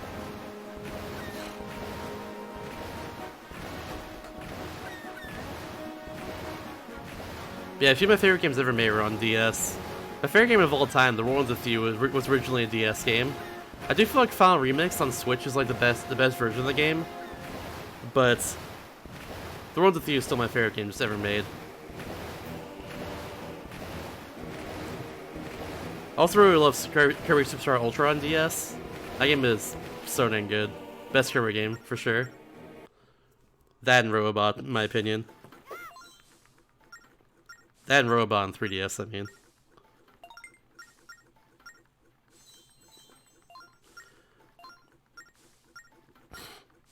Oh yeah, also, Ciel is now the Spirit of Courage, by the way. So, this part's luck. We have to kind of drive towards the ghost ship here. And hope that we find him. He'll be roaming around in a circle in this top left corner of the map.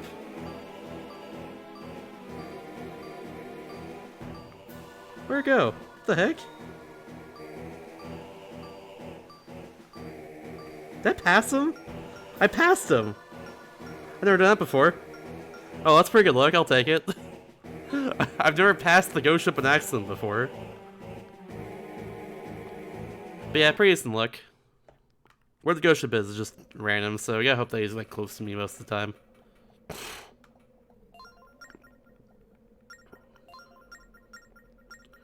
I can see we draw on the ghost ship. Ooh. It might have just didn't say one of the Cubist sisters. By the way, I'll show you regardless.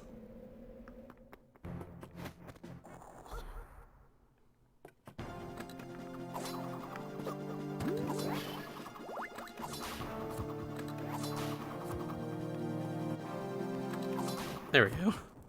That fight's a little weird.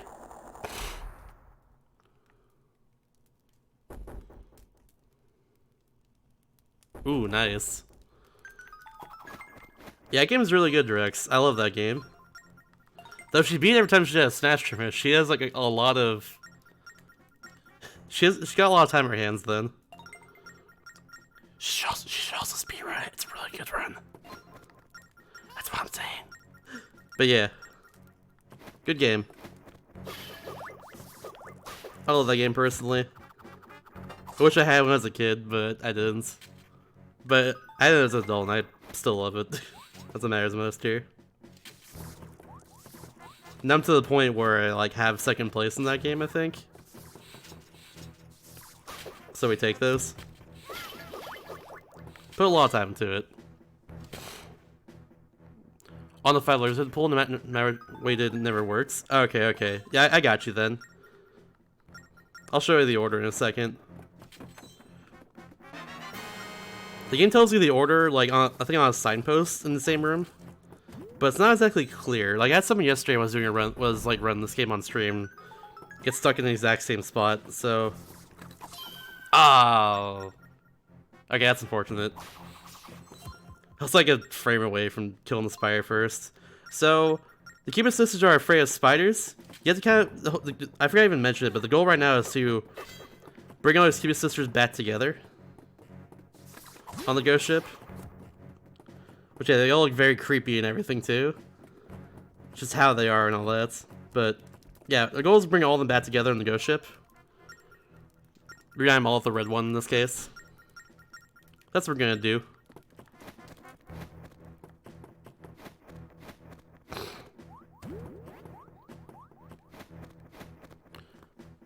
So we have the blue one.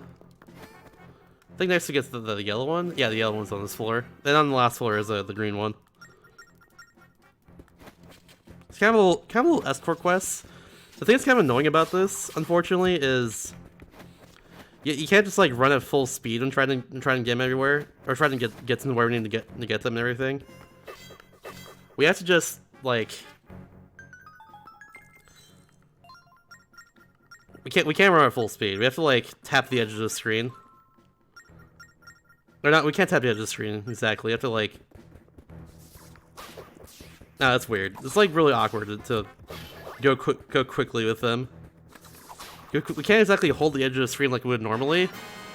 But, yeah. Also, we can avoid that spider there by just going directly against the wall and getting off camera. Which is kind of nice.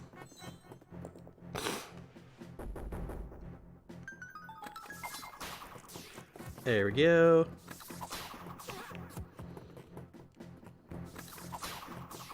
Nice. Alright, so 3 down, 1 to go.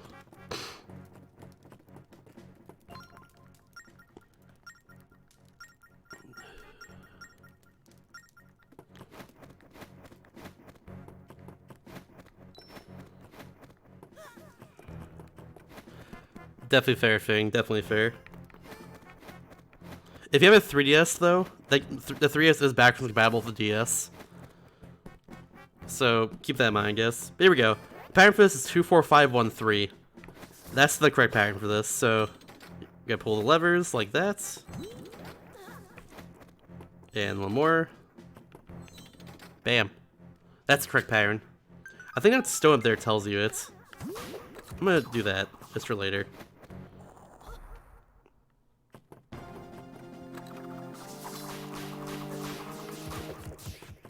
Perfect. Alright. Spire Fact could have been better, but it's all good.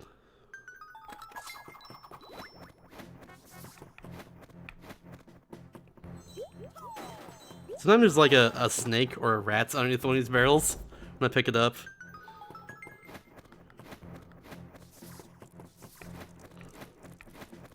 That time there's nothing, thankfully. Just throw the barrel right at her. Not even phased. That's how you know she's evil.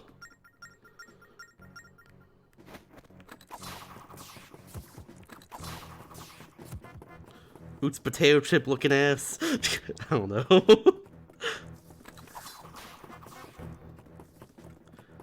Man, they do look like the Oots potato chip girls, that's for sure. Ah, there we go. So we can't move exactly like full speed here. It's kind of a bit annoying because of that. If you go too far, if she goes off screen, she'll just straight up like disappear. Or not disappear, like she'll like just cower in fear. Just kind of stay there until we talk to her. It's a bit annoying. Alright, good. She didn't get detected by the spider there. Going right past the other spider. Okay, I got it. We're good. I thought I missed it for a second. And now we should be good. All I gotta worry about now is this fight. So now we're gonna fight the Cubist sisters. Turns out they're evil. Whoa, plot twist! Ah! No, I pulled 24513. That was the order in this case. But yeah, Cubist sisters are RNG hell. This is an RNG hell boss fight. It sucks. This is usually make or break for a run in this game. So we're gonna hope this goes well. On this first phase, the red Cubist sister will always spit out its like a projectile that I can throw back at them. After that, it's complete luck what happens. How far away each of them are is luck. Whether or not they spit out a projectile in the first place or a blue ball, which if you're familiar with Link to the Past or Link's Awakening, then it's like that's like a fake projectile that they'll throw back at you, essentially. Alright, so in this case, I want only 2 of them get hurt. If all 3 of them get hurt, it loses me time. It's like an extra attack cycle. That's bad.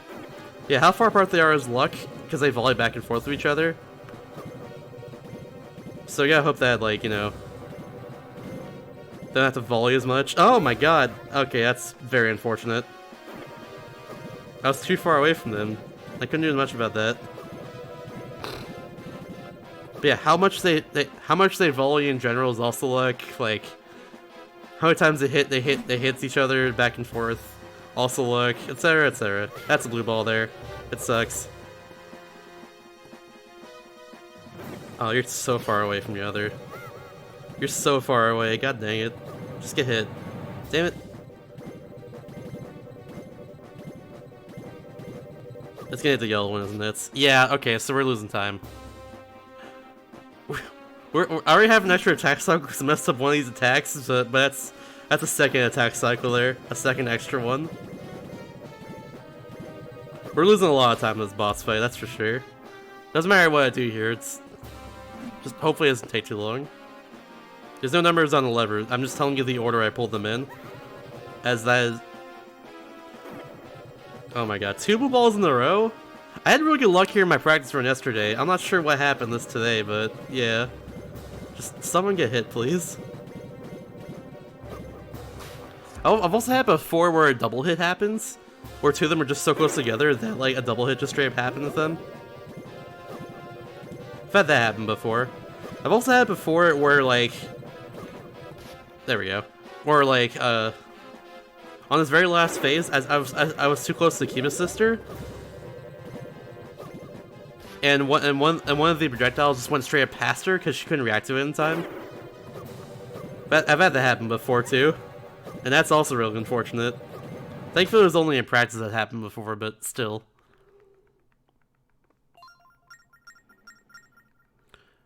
But yeah, I'm saying like the levers. So in this case, like the fourth lever over is the first lever you pull.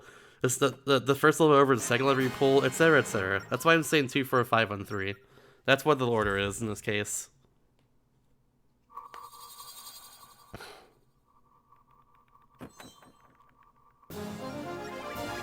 But yeah, RNG Hell boss fight sucks. Lost like a lot of time there on my splits, but that's okay.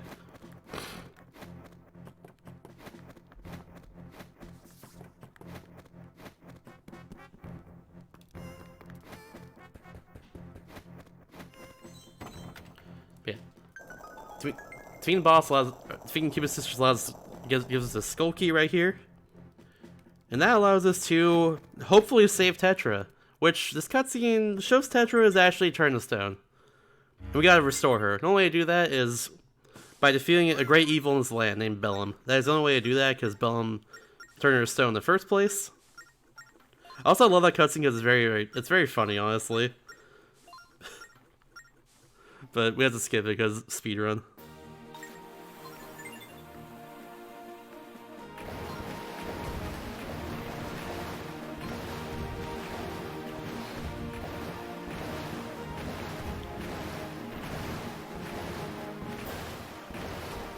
So I'm gonna turn my camera over here. I want to do another trick again where if I go close enough to the islands when I first discover it, I'll just get kind of warped like onto the island essentially. If I do this correctly at least. Hopefully I get this right here. Just gonna do this. There, this should work. Perfect. Nice. So yeah, it skips like a zoom-in cutscene there. Also skips having to draw your way to the dock on this island and stuff. Overall, saves a lot of time. We have to go on this island to talk to Zaz here, who's the blacksmith. He tells us that the only way to defeat Bellum is with the Fam sword, which he's able to construct, but he needs 3 pure metals to construct it. So that's where we're getting right now. That's our current goal. This is also the only way we can actually get past the temple, the 6th floor on the Temple of the Ocean King. If we don't go here before then, and draw the symbol on the door, right there, the Triforce, then we can't get past the Temple of the Ocean King. We get stuck right there.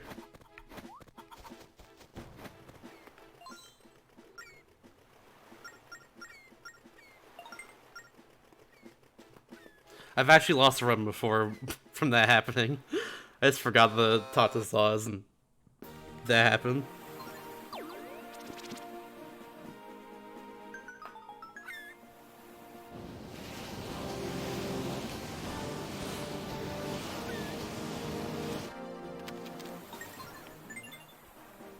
But yeah, back to the temple now.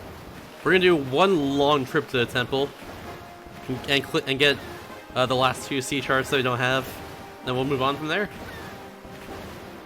This last visit to the temple is like really long, by the way. So we're gonna be here for a little bit. Even if we're like, you know, doing speed stuff. It's just a long temple, what can I say?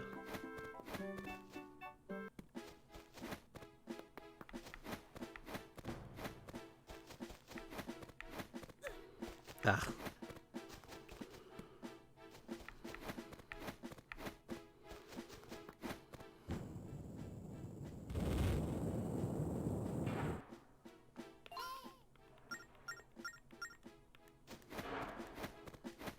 Yeah, personally, I like these visits because, like, There's a lot to do and a lot of shortcuts to take now that we have a lot more items and stuff. Especially now with the bow and arrow. There's a lot more stuff we can do here. I thought I waited long enough. Oh well. But also, and on a lot of these floors, well, we got these red phantoms, which are the same as the blue phantoms before, but they move way faster. That's their whole gimmick. They move just super fast. So you gotta be careful of them.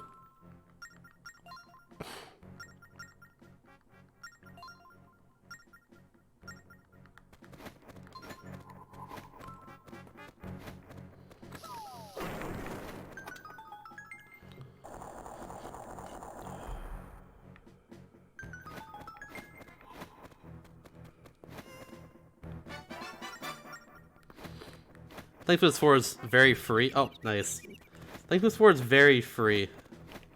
Because of the fact we just blew up that wall there. Second floor is still the same deal.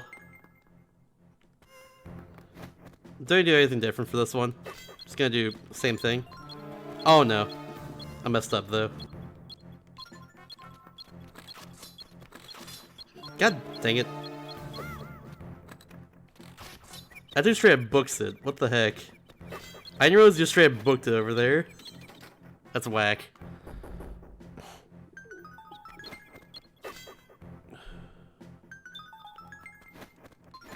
No, that's not the real answer. It's 24513. That's what it says. So the two there is the second switch they pull. Like, think of the 5 lever. Just that's just the answer. Like, I already explained this before. I'm not gonna explain it again. The answer you're saying is the real one is not the real one, which is why it doesn't work. If I get too close to this guy over here, then it's sad times. He'll detect me and everything. I'm gonna. Now these red fams are on this floor. I have to do this floor a bit differently. So I need to stun that guy for a bit.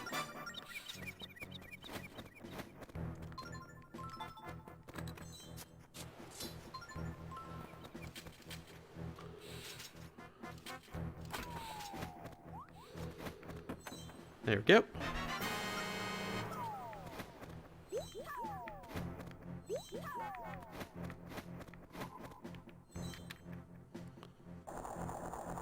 Bow, bow, bow.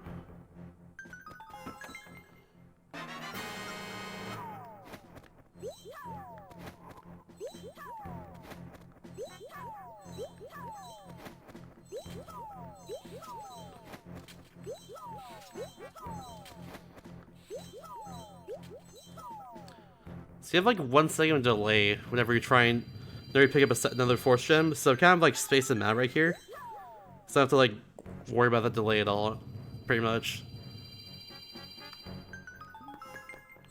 I pulled the 4th lever over and then the first lever second. So 2, 4, 5 on 3. That's what it was. That's just how it is.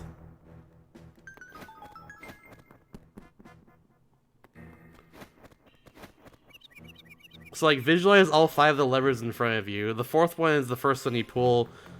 The second one is the second, or the first one over is the second one you pull. The third one all the way over on the right side is the 5th one is the third one you pull, etc., etc. I don't know how it shouldn't be so hard to understand, honestly. It's just lay it out in front of you and just like relay the numbers according to like where the switch is in this case. Also yeah, because of the bow there, we're able to hit that eye on the wall. Just like shut off all the wind there, so it just kind of trivializes that floor.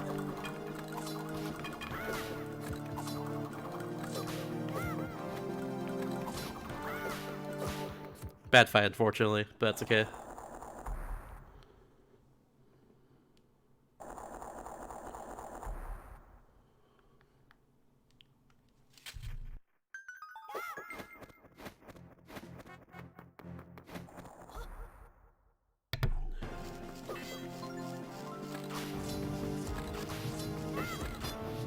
I'm a bit short on arrows right now, so hopefully I can get some soon.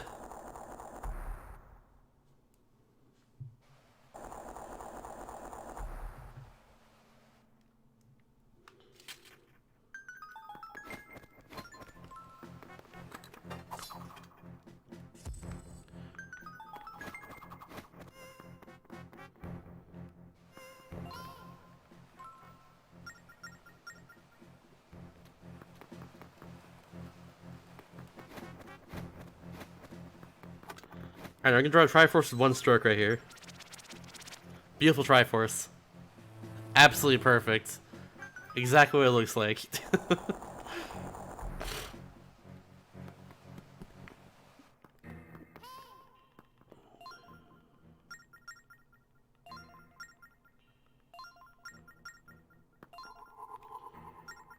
Sorry for the frame drops, by the way. I literally can't do anything about this. Like, I have Ethan plugged in and everything. I'm not sure why this is happening. But yeah, this guy right here, the Skeleton Man, gives us a halfway points. That's what that yellow portal is. So we can go back there any time with the same like time on our Phantom Hourglass and everything.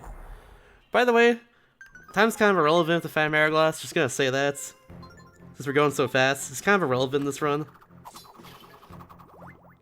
Though we have 30 seconds more there. Because we're going so fast, like, we just don't have to worry about, like, not having enough time like, left in the Phantom Hourglass every time.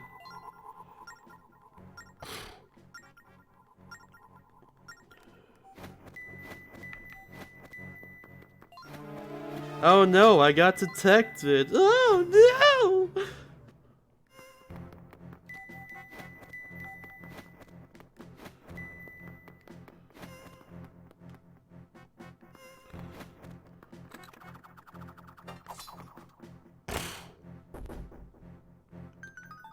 Got Boomerang right around that fam there. Just gonna go over here and make the cycle.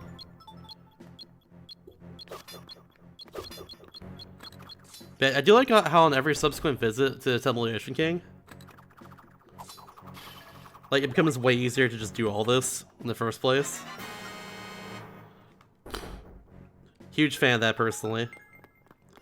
Just like, once you get more items in the game, it becomes way easier to just go through the temple quickly, just because there's more shortcuts opened up to you. It's super nice. Oh no, we got detected again! Oh no!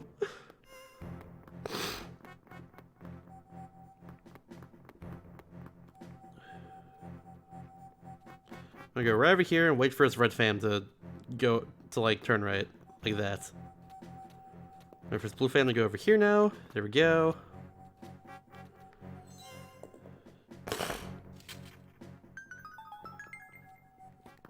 Gotta be sure not to alert the blue fam there.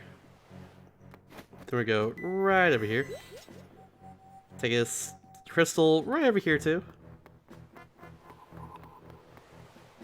I'm gonna throw it over there. Perfect. That went very well. Yo, shoutouts to Power Chin. Can I get Power Chin in the chat? Also, there's arrows right here I'm gonna get just for safety.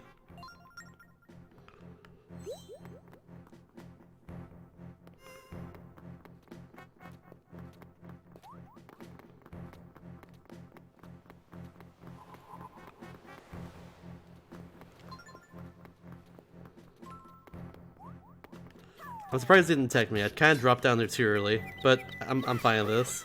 We're gonna stun him and just like hit him into the hole here.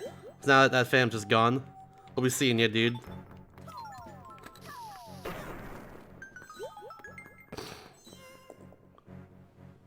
I am the law. Bam.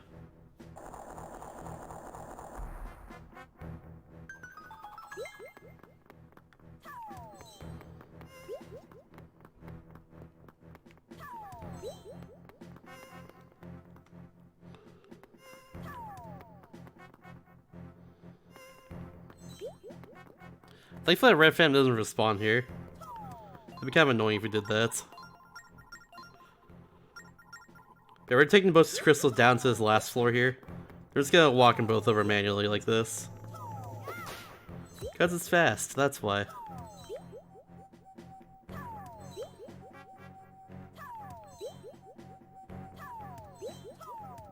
Now we're gonna do this, switch to the arrows, then walk right over here. Get that. Get the last crystal. I'm just gonna walk it back over here. Now we're gonna put these crystals down in these pedestals in a certain order. In this case, being square, circle, and then triangle. That's how we unlock the next floor, which is something that's the game will tell you in his next room here, essentially.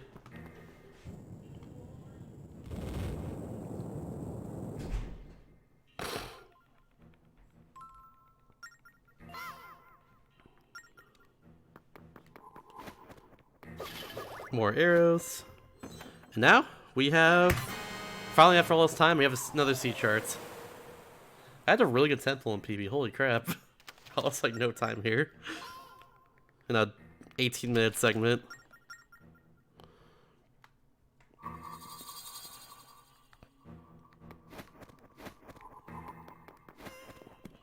Alright, so now we're on to the last floor here. In a casual run this game, you really wouldn't do this most of the time. You'd be kind of crazy to do this in a casual run this game, but yeah, speedrun this game, you gotta get both sea charts right now, because it just saves a lot of time to do so. Like a lot of time, like a lot of time. Because going to the Northeast Sea first before doing anything in the Southeast Sea is way faster because of the item you get in the Northeast Sea. Alright, so I'm gonna do this on purpose. These fams, they teleport towards you as soon as you're caught, like that. So this guy has a small key on them, which we need to advance. So we're just gonna get that real quick. We're just gonna get that real quick. Just gonna get that real quick. There we go. I got it. Hooray.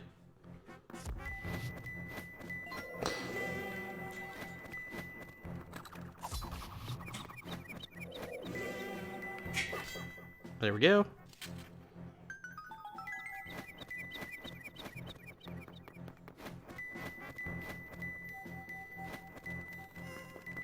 Oh no, I'm attacked again. Oh no. But we're out though. We're out of here.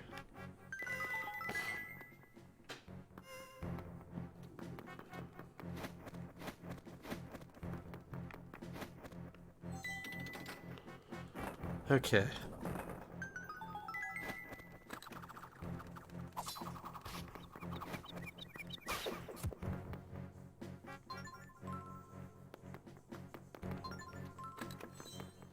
Gonna dig this up for now, then go right over here.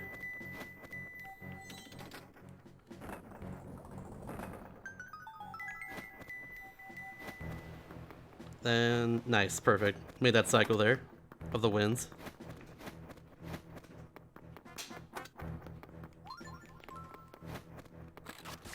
Perfect, alright, we got him. Barely in time there, unfortunately. Fortunately, I mean. If we do that correctly, we just straight up bomb the switch there if I hadn't dropped down and do so. Perfect. That's that floor. This floor can take a bit, so I'm glad that went perfectly, honestly. This floor can be very tricky in general. But that went well. Here's the final floor before we're done at the temple for a long while. Alright, barely got him.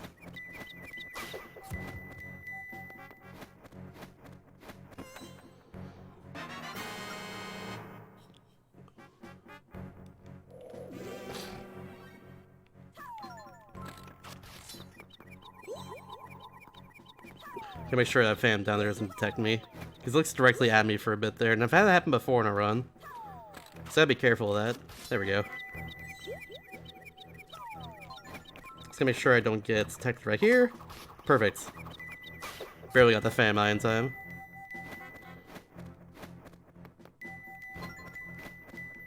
Come on. Now here's kind of a cool strategy that I like a lot. So I'm gonna straight up just throw his force gem down here. Oh, down here?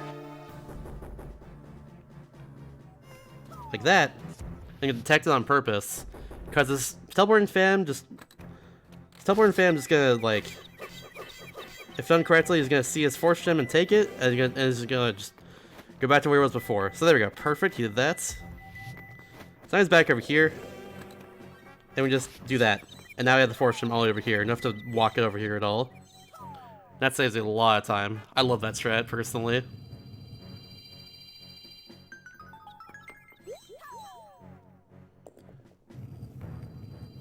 Yeah, this went really well. These last two floors of the temple here honestly went very, very well, and I'm very happy about it.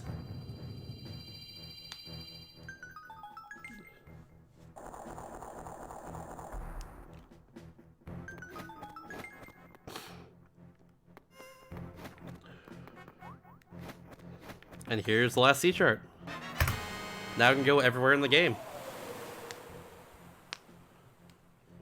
That was good.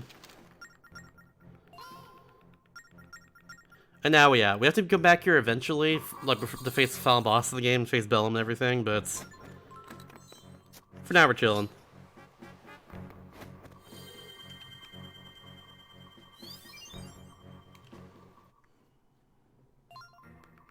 I think we have the warp point there, so we don't have to go through the whole temple again to get to the final boss.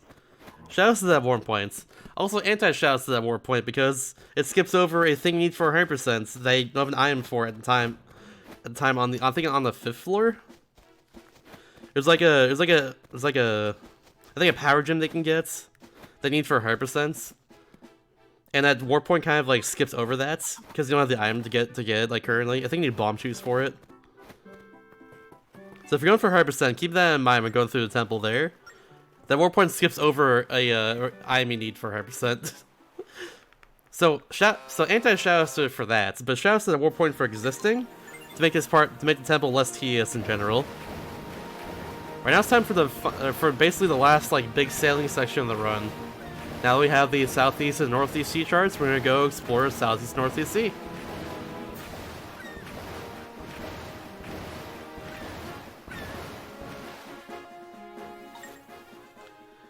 In this case, we're gonna go right up here. Up to the Northeast Sea. There's always pirates on these seas as well, too. These pirates suck. They like to hurt me randomly. Thankfully, that one was fine. This one's probably gonna hurt me, though. It didn't. I got it before it hurt me. Hell yeah. That's good. I have to actually really worry about my health in this section. I have to like really worry about my health in this section. Because there's a group of pirates like right near where you need to go to in Northeast Sea. And they love just hurting the crap out of me. If I die there, it loses 2 minutes straight up. So hopefully I don't die there. So far we're good though, I have full health. As long as I get the warp frog or come up very soon, then we're good. Hopefully I get it, though.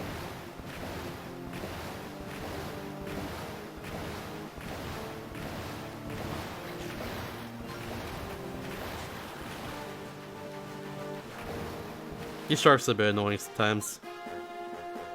Yeah, warp frog should be somewhere around here. Where are you? Where are you? Come on, come on, come on. Where are you? No, it wasn't. Oh, there it is. Okay, I'm gonna stop right here. It just... I hate when that happens.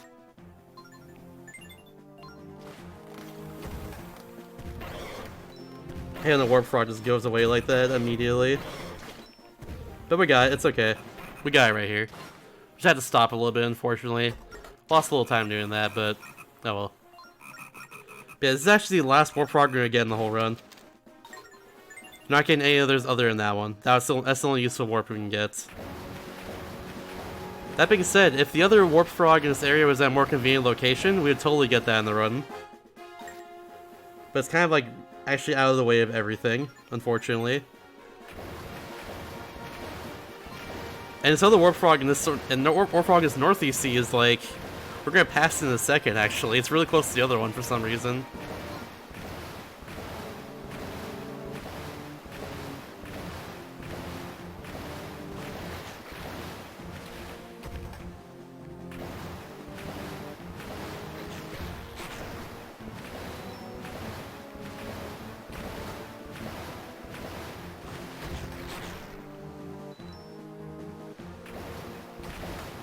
Alright, good.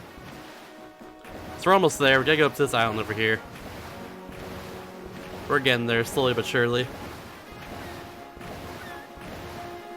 We have plenty of health though, so we shouldn't die to this group of pirates. If I died here, I'd be very impressed, honestly.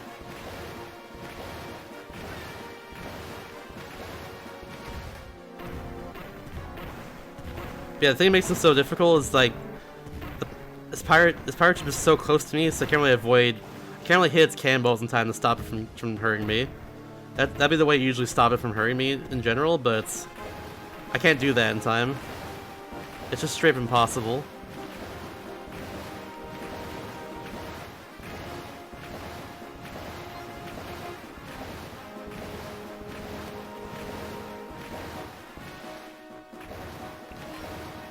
I'm telling you, you're overthinking it. Like, mash the numbers to the levers. That's the order you need to pull it in. It's as simple as that. You're like way overthinking it, dude. I don't have to tell you at this point to help you out.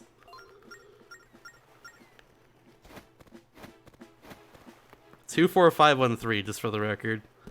So the fourth lever is the first one you pull.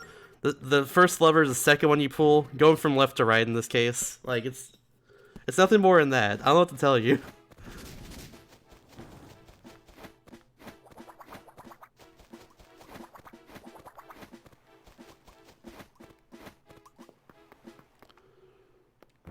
So, we're just gonna skip past like the whole puzzle on this island to like figure out the order you need to go in for these rooms. The order is up, right, right, up, up. There's like a whole puzzle you need to solve to like get to the point of doing that, but of like figuring it out. But it's, yeah.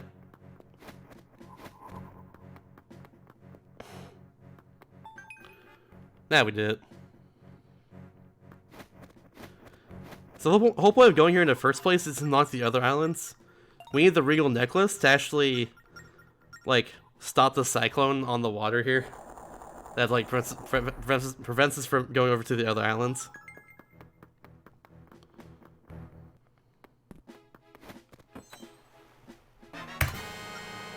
But yeah, there we go. Now we're gonna go back.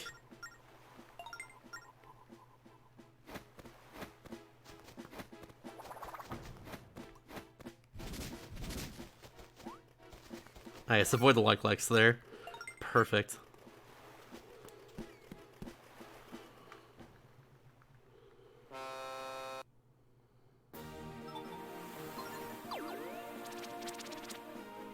Alright, good, it worked. So, like, for the reason the Cyclone Slate, the Cyclone Frog that I picked up before, the pattern for that is, like, really finicky. Sometimes it just doesn't work properly. Even if you draw the right pattern and everything. It's like a W with a line over it, essentially. All in one stroke. I've seen some people also draw a square there, and it works, like, perfectly every time. I think I'll demonstrate that next time after Warp here, which will be later on, but yeah.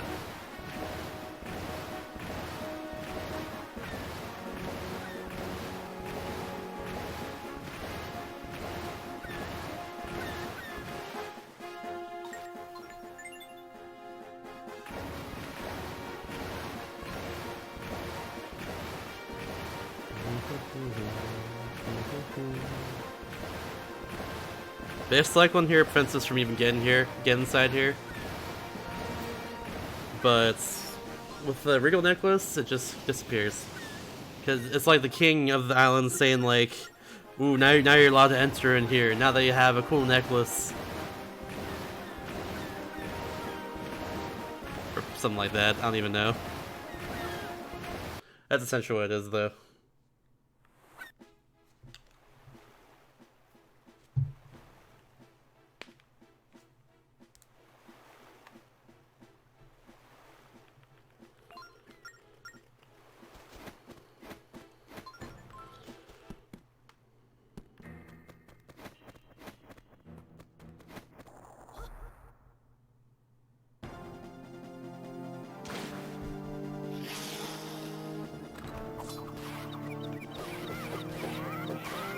There we go. Another Geozard right there. So you see all these temples on the see all these temples here on the map screen? We gotta go to all of them essentially. There's kind of an ancient civilization here that's just dead. And the whole island's like flooded because of earthquakes that happened in ancient times or whatever. So our goal is to go like to all of them and figure out what's up. We already saw that the oh, messed it up. We already saw one of the knights on the previous island. He gave us the Regal Necklace. I forget all their names. I know the second one is Max. One of them is Bremir, is his name. But yeah. Spawning back there? The heck?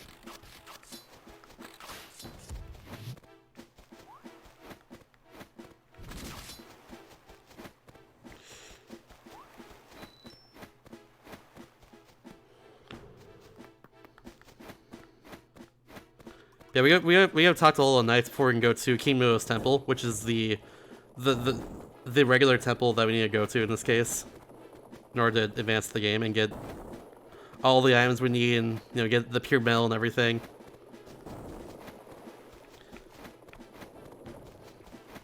Because remember, that's the current goal of our quest right now, is to get the pure metal, or get all 3 of the pure metals. And use that to construct the Fam Sword in order to save Hyrule. Or in order to save, like, this lands. There's no, like, official name for the world in this game.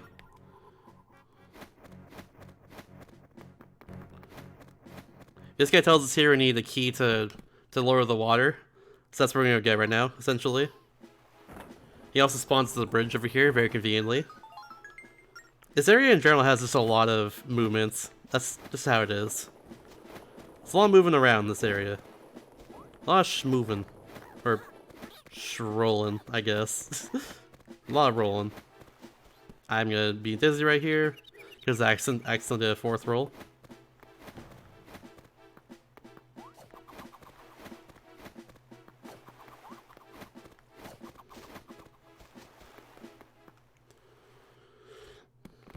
Yeah, a lot of speed fasten, A lot of that. Warriors boulders kind of like bounce off of the wall. Like, the angle these boulders go to after you bounce off the wall is also kind of luck, unfortunately.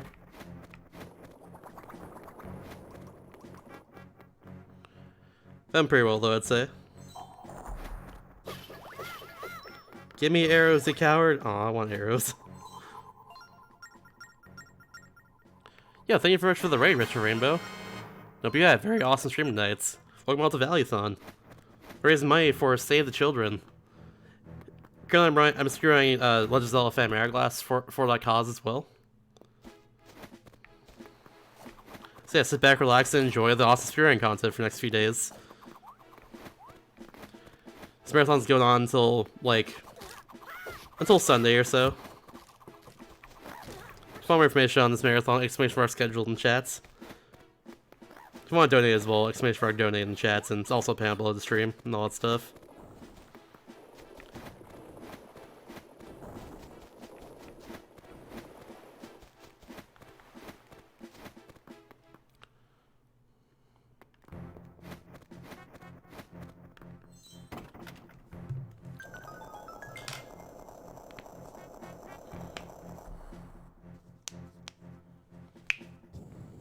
Oh, okay.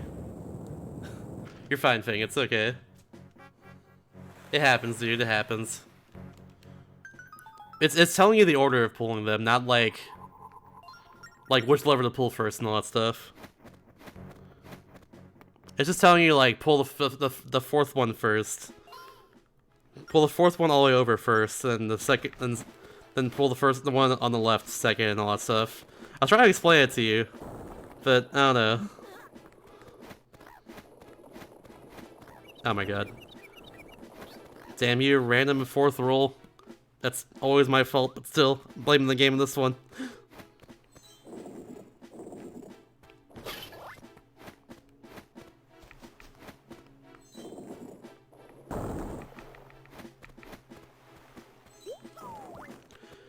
Sometimes you can randomly get a bomb drop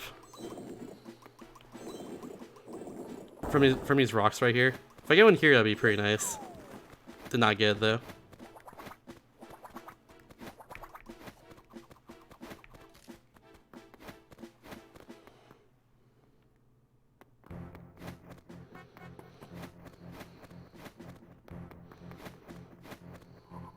Here's Max, by the way.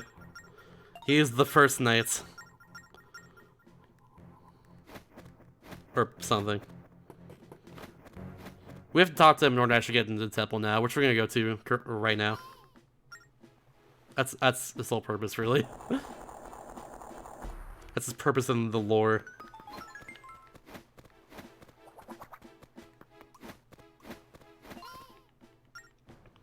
So we gotta draw a certain pattern here. In this case is a crest, like so. Hopefully that works.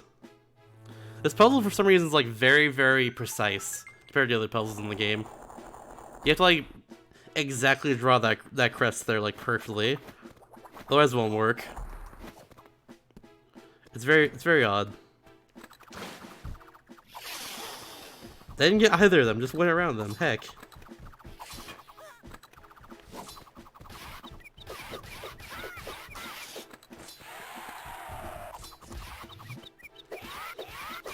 There we go.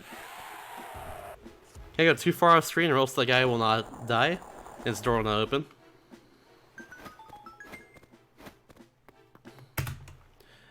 Alright, so this first part's a bit tricky. Hopefully it goes well. Just gonna do that. We lay a bomb there, so that's like I'm gonna skip her on purpose. Because like these bridges are not like down the whole time, they'll eventually go back up. Laying the bomb there delays that essentially.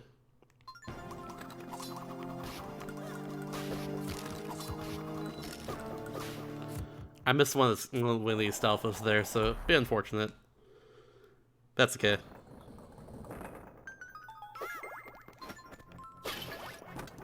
We're gonna hit that switch, then save and quit. We hit both these switches to advance, and lower your spikes in front of the door. Save and quitting also resets the cycles in this dungeon, so that's really important too.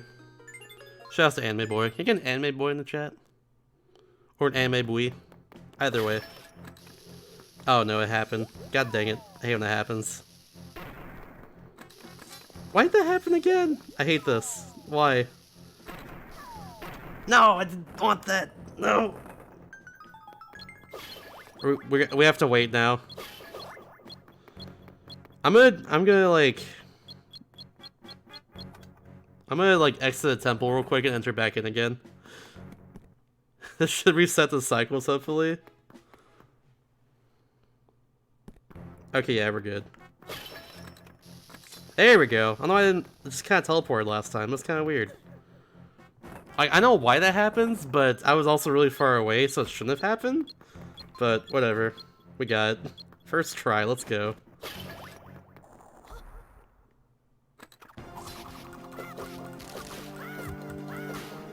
Nice.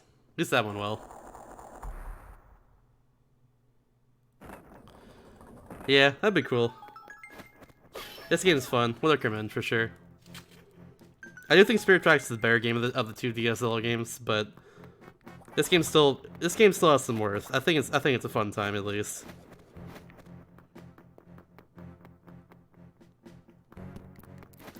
Also, I'll say this game is a better speedrun of the two.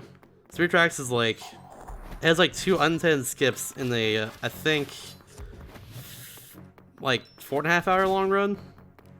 Where this game has a lot of skips, and you'll see them very soon actually, because the item in this dungeon is absolutely busted. So you'll see that very soon.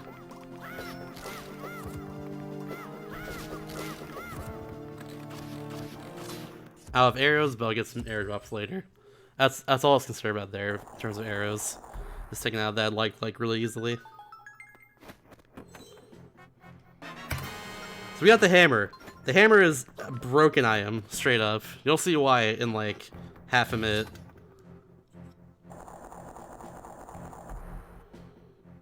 But yeah, just know it's really good. It also kind of replaces your sword for a lot of stuff, because the hammer just it does more damage than your sword.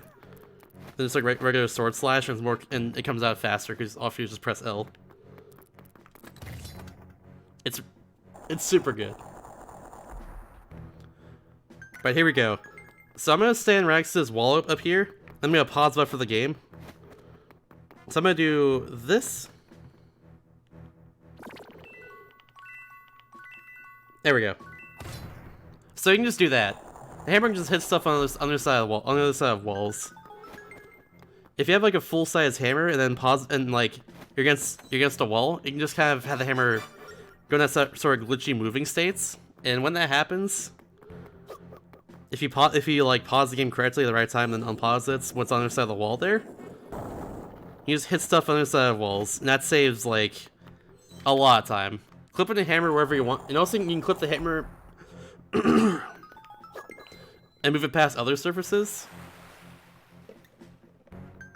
Sorry about that. Okay, you can clip the hammer and move it past other surfaces, which also saves a lot of time. You'll see that later too. It's super good. It is, however, very unfortunate that the most broken item in the game has gone like over 2 hours into the run. But you know what? Sometimes it be like that. Sometimes it be like that. If there's ever a way to get the hammer early in this run, it would save a lot of time, but I don't think they'll ever get found, unfortunately. We're gonna also do another skip right here. Hopefully I get this first try. This skip is not my PB, so hopefully I get this. Oh my god. God dang it. Why is it throwing it like that? Stop that, please. Why is it throwing it in the first place? It should be placing it. There we go. I think I got it. Perfect. Alright, so what I did there was I used that bomb to basically displace myself while launching it on top of that spring there. Then I pull up the collection menu, which for some reason just kind of pauses your, just kind of like destroys your momentum. It allows me to go on top of that wall there, skipping like a minute or so this temple or so. That skip is not my PB because there's an older like way to do that strat that was kind of really annoying. And I didn't really like it too much, so I was never able to do it consistently in the run. But yeah, that saves like a minute or so. It's pretty good.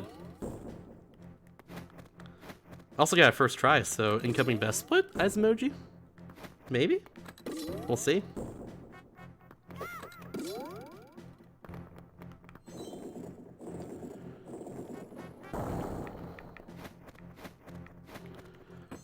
Yeah, I feel like this game is a game that like desperately needs to get like busted to be a really good speedrun.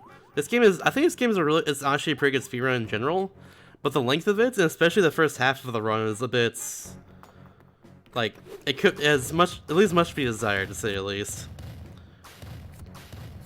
First half of the run, you're kind of just going through the motions. The second half is like you get the hammer as fast as you can and then break the other temples. And it saves a lot of time that way. But yeah, if someone can figure out a way to, like, I don't know, get the hammer early or skip parts of the Temple of Yoshi King, for instance, like, that would be amazing. That would save a lot of time. Any sort of skip, like, in general before getting the Southeast and Northeast seat charts would be amazing. Like, I and other people would love that. There we go. This is also my favorite boss in the game right here. This is Eox. He's a Shadow of the Colossus boss, essentially. We gotta hit all those red pegs all around his body, in this case.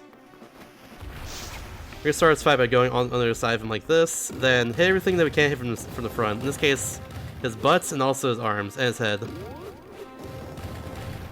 Cannot hit any of those from the front, so that's what we're currently doing.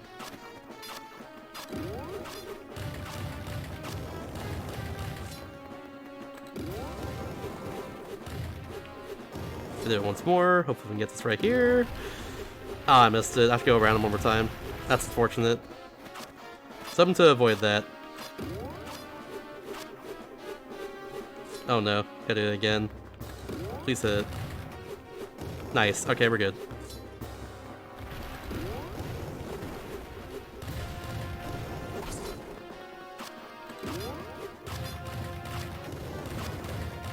Ah, one more. No.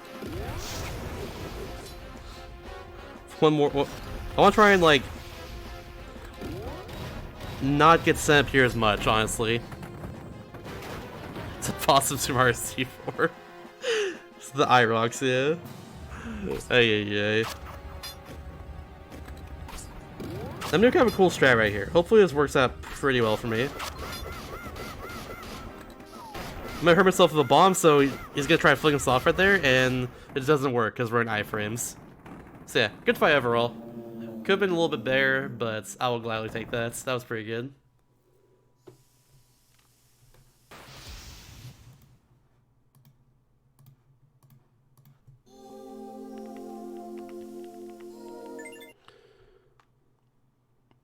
Yeah, I love that boss fight. It's so fun.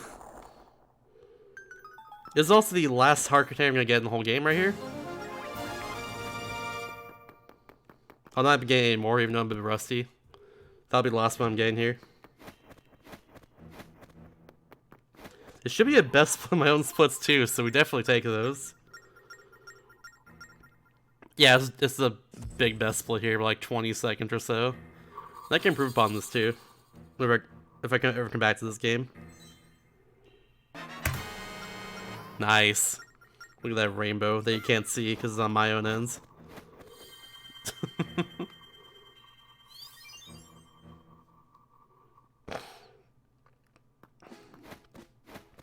Alright, now we're just gonna get out of here. Now we have the hammer, we can break all the other temples. And also... Nah, sure, I'll save it for when we get there.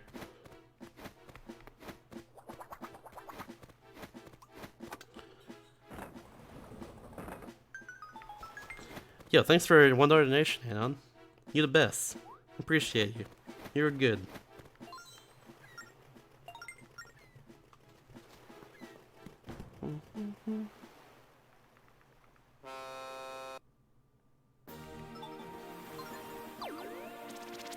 Now we're gonna go over to the Goron Islands.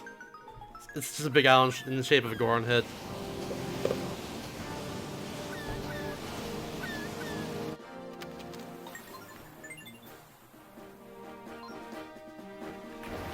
That's our hopping good adventure. Oh no! Actually, that's bad. Oh crap. That's actually not good. Hopefully it'll be fine, but this boss can kill me if I'm low in health. I should be fine though, but we'll see. This boss just hurts you randomly sometimes. I'll play it safely. I'll play it safely.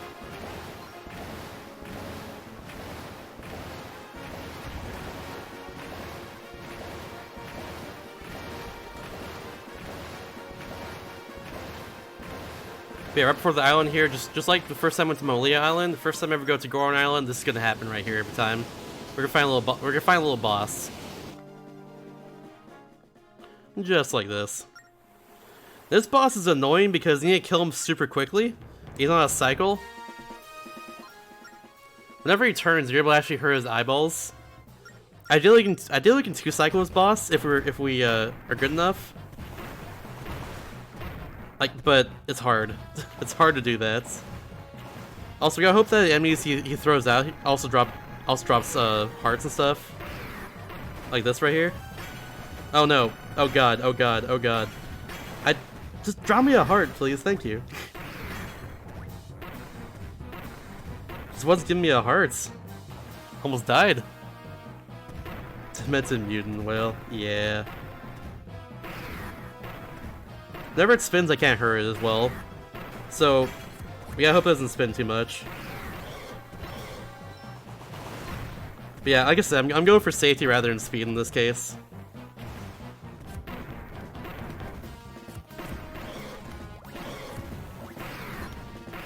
There we go. Just making sure I'm not dying in this case. It's very easy to do so in this boss. Like, very easy. Should be able to take him out right here, though. My PB has a 2-cycle, apparently. Because I have a best split here on my splits. But yeah, it's really hard to get that. It's like, very luck-based. You gotta hope that he doesn't send out, like, too many enemies in the first place, so your bombs actually go towards them. Which is a thing that can happen. You gotta hope the bombs hit him in the first place, which sometimes just miss. It's like a demented windfish, I guess. It's kind of like that. Speaking of which, I've been speedrunning Link's Awakening Switch for since it came out, and I've been loving that run too. It was the first time I ever played Link's Awakening. Like the Switch version is the first time I ever played Link's Awakening. And I actually now I really like that game. That game's super fun. Alright, anyways, now we're on the Goron Islands. We have to talk to all the Gorons in order to do the Goron quiz, which we have to do to get off the island in the first place and advance the game, of course. So we're gonna talk to all the Gorons here. Oops. Essentially, we have to know the Goron people in this case. In order for the island chief to be like, okay, you're a Goron, you can go to the Goron Temple. Because only Gorons can go to the Goron Temple. And we're not one of those. So we gotta be part of their tribe in order to do that.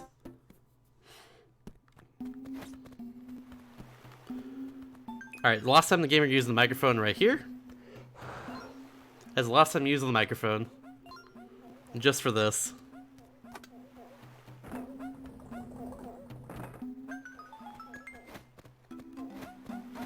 For some reason, also, like, calling out to them right there counts as talking to that Goron, so I don't have to talk to them again, thankfully. Bam, bam, bam, bam, bam.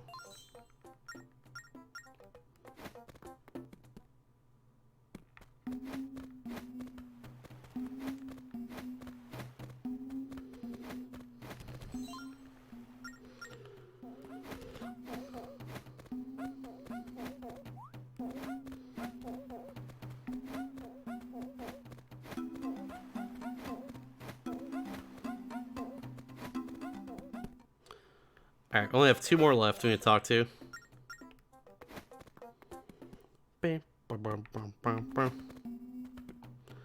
This guy won't talk to us unless we take out these enemies on top of the cliff, so we gotta do that real quick. Also free arrow drops. I'm short on arrows currently, so it's really convenient to say the least. Hopefully arrows spawn back in during this cutscene. I don't think it does. I just want more arrows real quick.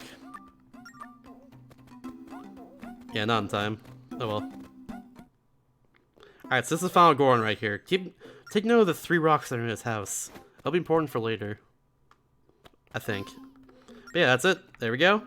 Now, instead of going to doing the Goron quiz, we're actually going to go straight to the temple right here.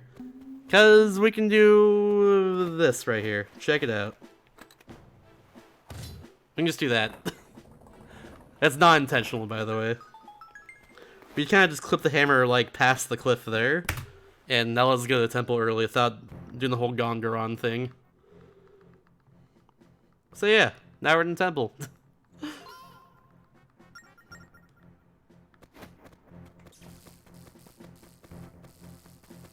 Come on. Also, yeah, you can do stuff like that in this temple. Just kind of clip past some of these pots. That's a thing too. This one has like no hit detection here. Like look at that. That wall is just useless.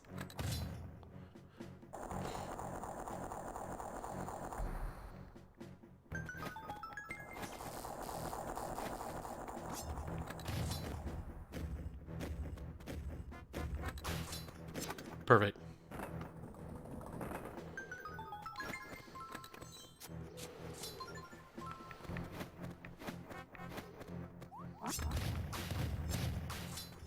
Nice, 7 well.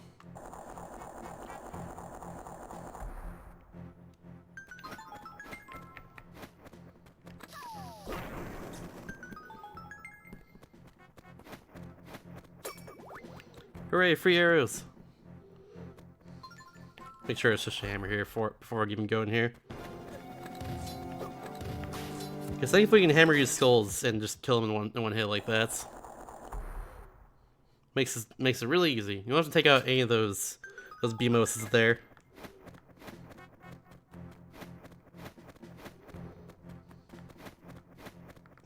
Oh hey, it's a stranger I've never met before. Hello, how's it going? We gotta help him. This is Goron. We were supposed to see him before, like, we went to the Goron Chief, but we never did that. We never even talked to the Goron Chief. We'll talk to him later, though, because we need to in order to get off the islands. Otherwise, we'll soft lock. So we'll have to do the Goron quiz later, in Japanese, by the way. Which I don't speak Japanese, so... that's gonna be fun once we get there.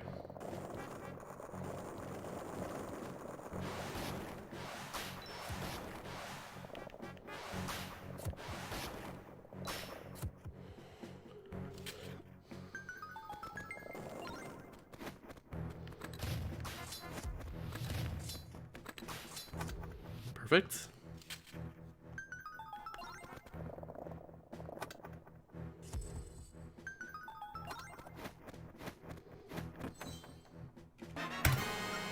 We got bomb shoes! Hooray! Bomb shoes actually work really... I actually like how bomb shoes work in this game a lot. Also forgot we gotta do this first. So like, you know in Ocarina of Time you just like throw a bomb shoe and just go in a straight line for a while? No matter if there's a wall or anything. In this game you use the touchscreen to control a bomb shoe. Which personally I like that a lot. We're also gonna do this real quick to skip having to use a bomb shoe. Like that. And I'm gonna do what is personally what I think is the hardest trick in the run. This might take me a little bit, hopefully it doesn't. In my practice run yesterday, it took me a while to get this once. It took me like, I'm not even kidding you, like 8 minutes. Because I'm just rusty. But hopefully it just goes pretty quickly. I'll explain it after this is done. Just know I'm trying to push the camera over here, right now.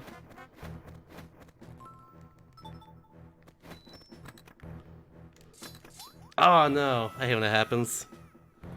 I'm trying to bring the camera all the way over here so I can just barely hit the switch on the other side of this wall.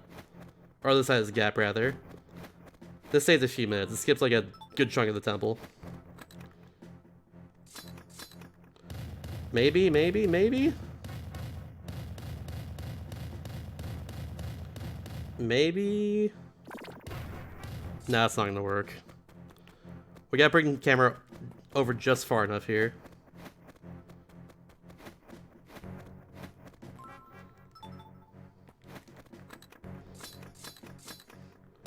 Might work. Might barely work. We just kinda gotta hope sometimes that that'll hit. Yeah, I don't think that'll work either. It's not far enough over.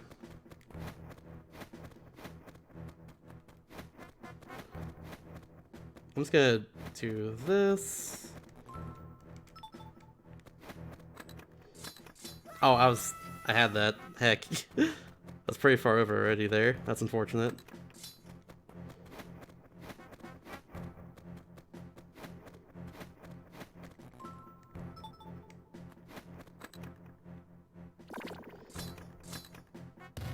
It's not far enough over. Oh my god. Yeah, this trick is very make or break for a speedrun. It's very, very tight to do this. It's also very hard.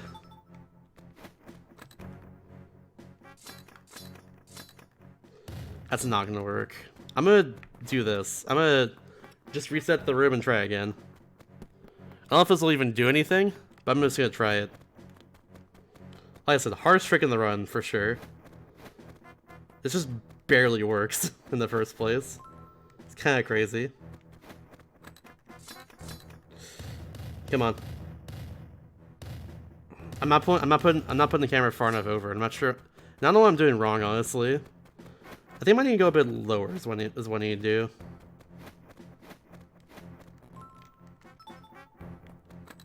Ah, crap. I'm supposed to roll over. Like a doggo.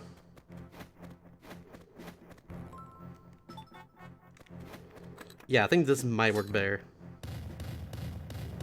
Come on, come on. At least I'm getting this. Yesterday I didn't even get this. Like, I didn't even get the set properly here at all. At least I'm getting it this time. But yeah, not far enough over. That's the problem. I'm not getting the camera far enough over in this case. Oh my god, I hate when that happens.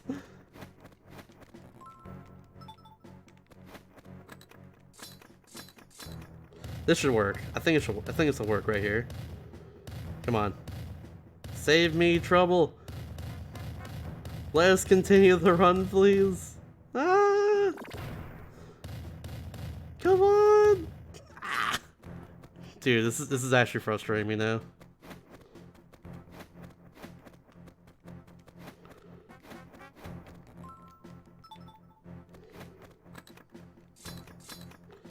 It's not going far enough over. I'm not sure what I'm doing wrong, honestly.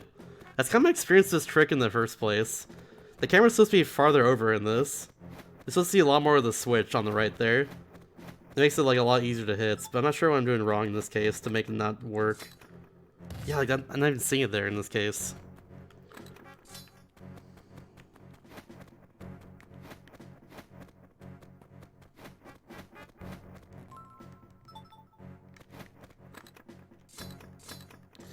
Like, what the heck? Why is the camera not like moving over? You you pull down the top screen in this case, like, so the camera freezes once you like roll over like this a bunch. Oh my god, you can't even see it. It's not gonna work. I don't know what I'm doing wrong. I'm just gonna be honest.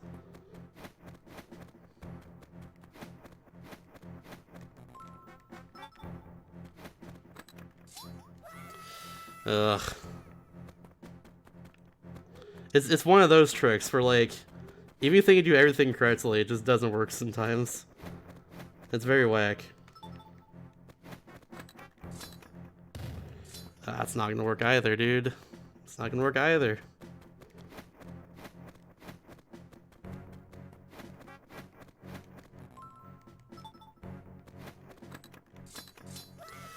Come on, man. Come on.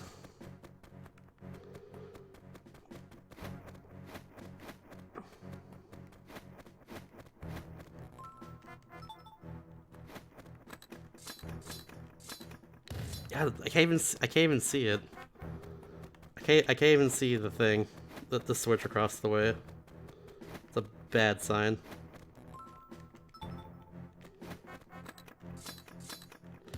Maybe, please. This might work.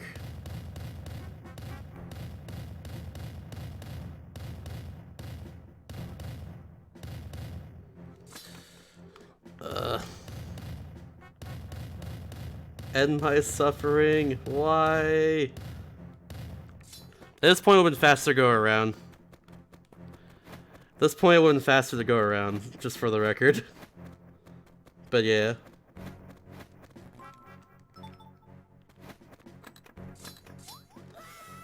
Come on, I had that time.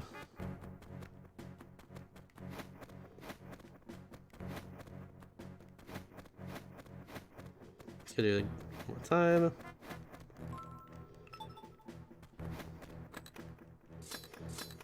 Alright, this should work. If it does, I'll be surprised. Come on, just hit it!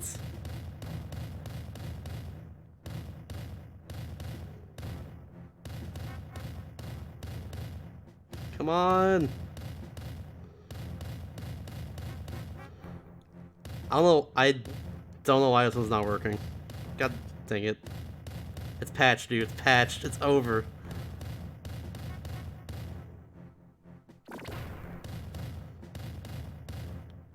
This should work. Like, I'm actually like legit surprised this is not working.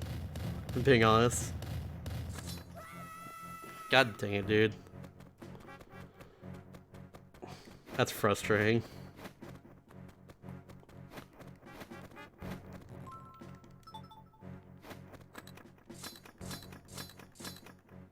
No, it's not gonna work. Yeah, thanks, Reggie. Yeah, it's gonna guarantee his run's going up Rustman now, by the way. So that's really unfortunate.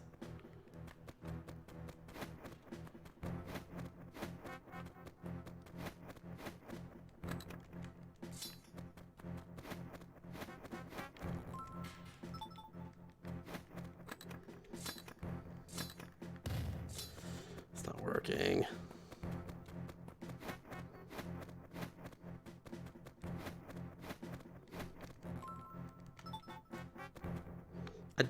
Why not roll there? God dang it.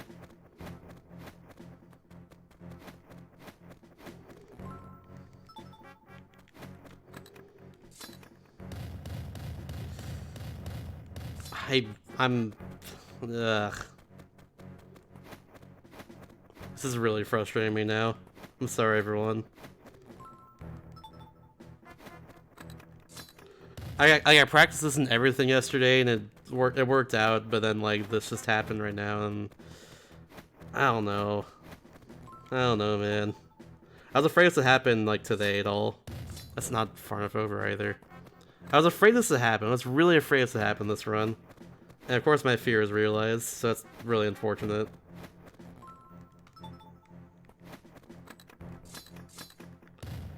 Come on, just do it, please. This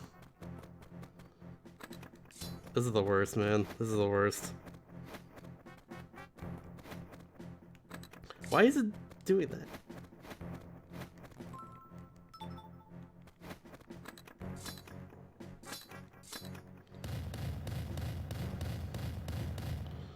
Like I said, this is the hardest trick in the game as well. This is legitimately the hardest trick in the game right here. And for good reason, as you can see right now.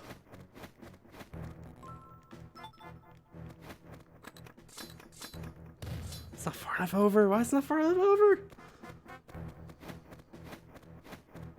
I spent 10 minutes on this. It's like at this point I could go around. But I've already committed so much time to this that like, I don't want to do that, you know?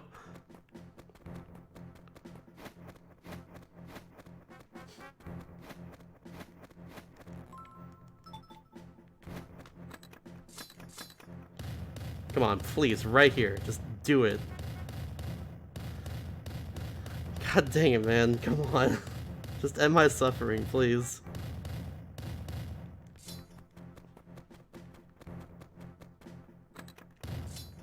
I almost hammered the rock there.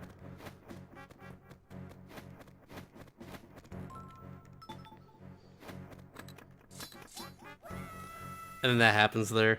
I think... God dang it.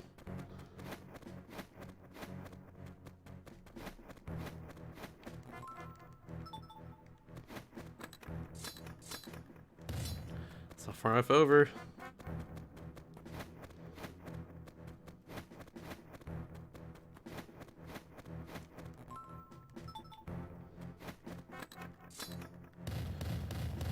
Please, come on. I hate this trick so much.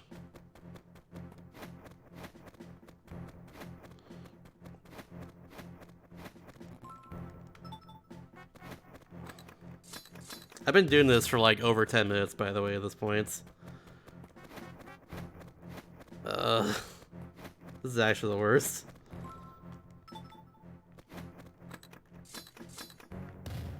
And I'm not even sure what I'm doing wrong right now. That's the worst part about this trick. So usually I'm sure what I'm doing. Usually I know what I'm doing wrong when it comes to a trick like this, but like, I actually legitimately have no idea what what I need to do differently to like get the camera over farther. I'm doing everything that I'm doing this the way that I'm supposed to. It's just not working sometimes. Maybe that'll work? Barely? Come on. Stop doing that.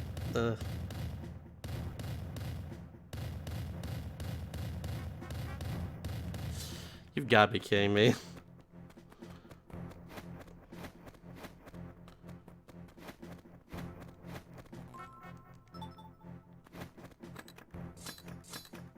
It's not gonna work either. Exactly. It's one of these tricks that just barely works. But right now it's just barely not working for me over and over. And I'm just gonna be honest, I have no idea why. I have no idea why. It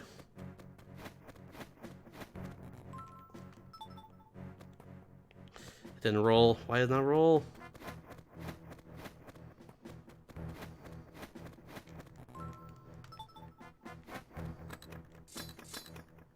This should work. I'm like, you can see part of the switch there. You can see it straight up.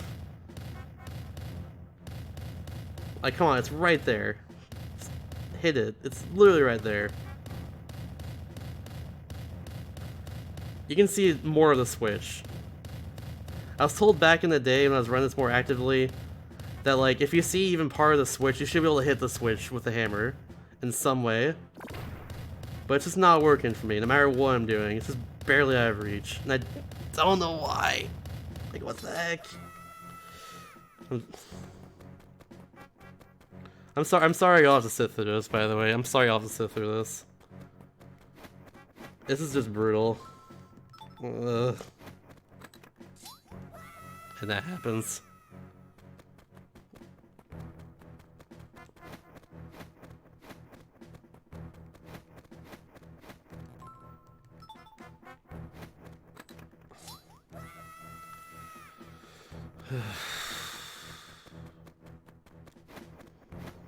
Like, I practiced this and everything yesterday, like, after I filled a bunch of my practice run. And, like, it worked better then, and then, like, right now it's just not working at all, and then I'm pressing L too late, so that happens. Come on, man.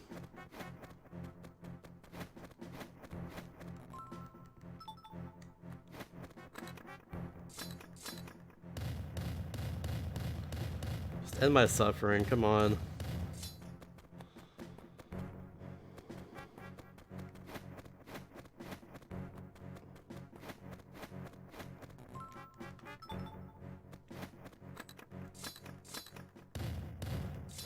That won't work.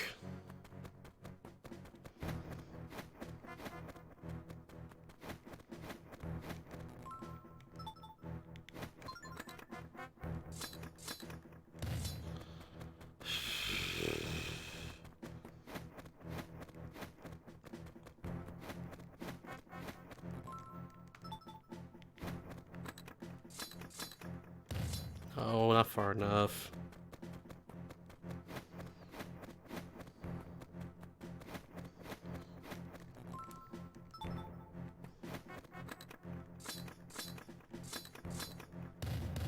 As far as I'm aware, it doesn't matter as long as it gets to the edge. As long as it gets to the edge over here. As far as I'm aware, it does not matter, like, what angle you go at. You want to go down, though. Like, you want to go down where I'm going.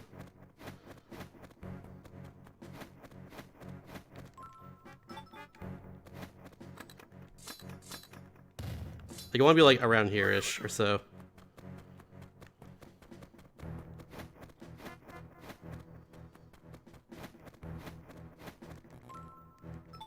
Again, I have no idea why this is not working. I really just have no idea at this point. I'm gonna drink this potion. That's why I have it.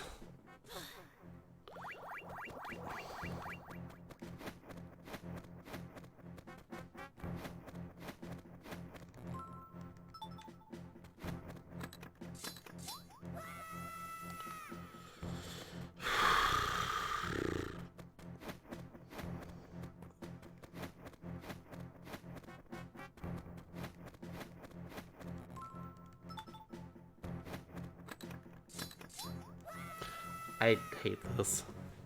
Shooting tennis strat at this point.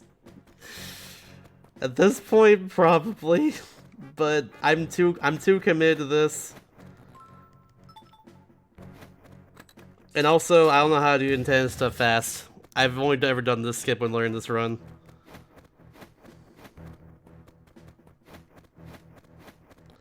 At this point, it'd probably take us longer than like attempting this in the first place.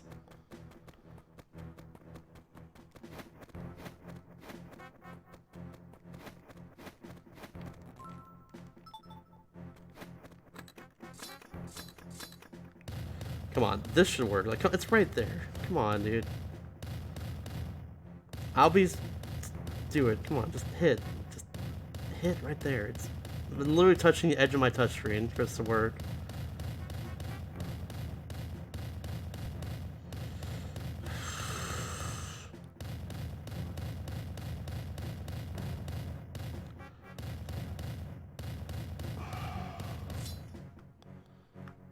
Oh. I feel like just giving up at this point.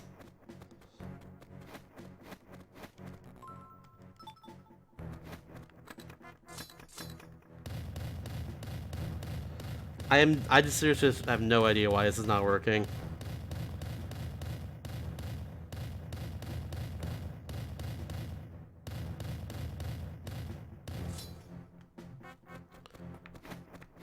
Ugh.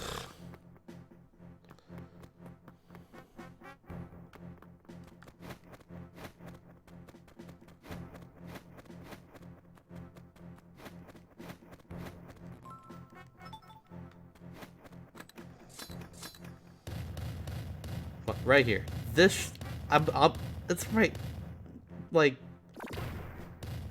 this one's literally on the screen. Like, the button's pretty much on the screen right here. If it doesn't work, I don't know anymore.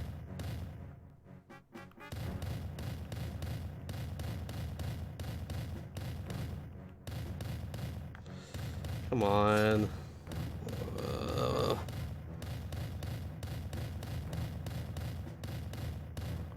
I think this run right here is affirmed to me that I should not submit this game ever to another marathon, except for like HDQ or something. Because like I practiced this a lot, but like the fact that I wasn't writing this actively before I submitted this is apparently biting me in the end.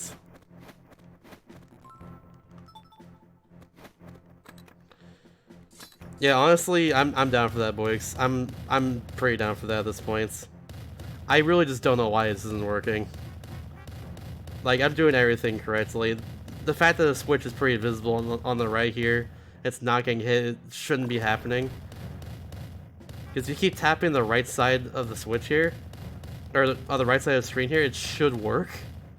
Like, it should hit at some point, but it's just not. And I don't know why.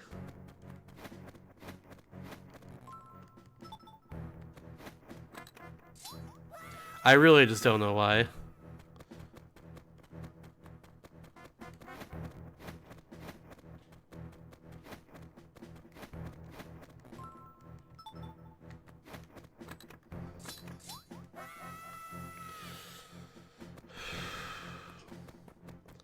Yeah, I'm about ready to mercy kill this though, honestly. I'm sorry, everyone. If Jax was ready for the next run, I'm very down for this.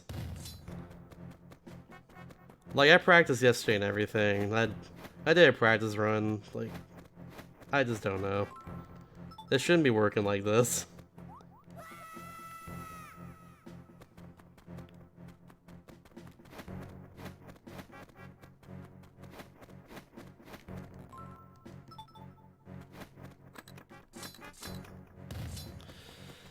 Ay, ay, ay.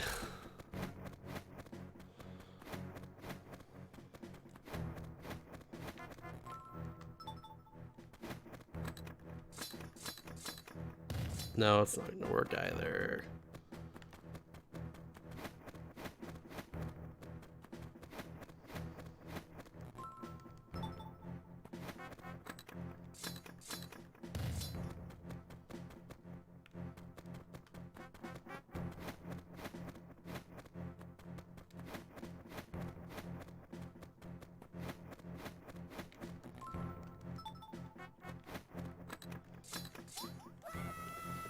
That's the worst right there, is when you have to like buffer the, you have to like press L down over and over there to buffer yourself to go farther on the ledge.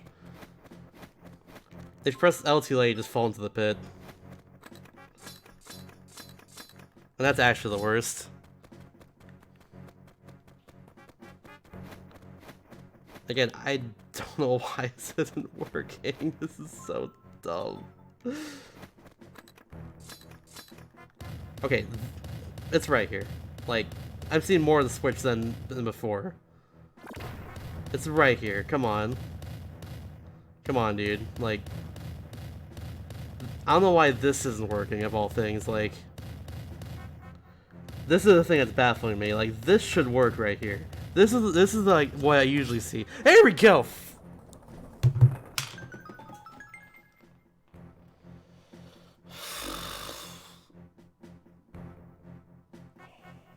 I'm done, dude. I'm done with this run. I'm sorry.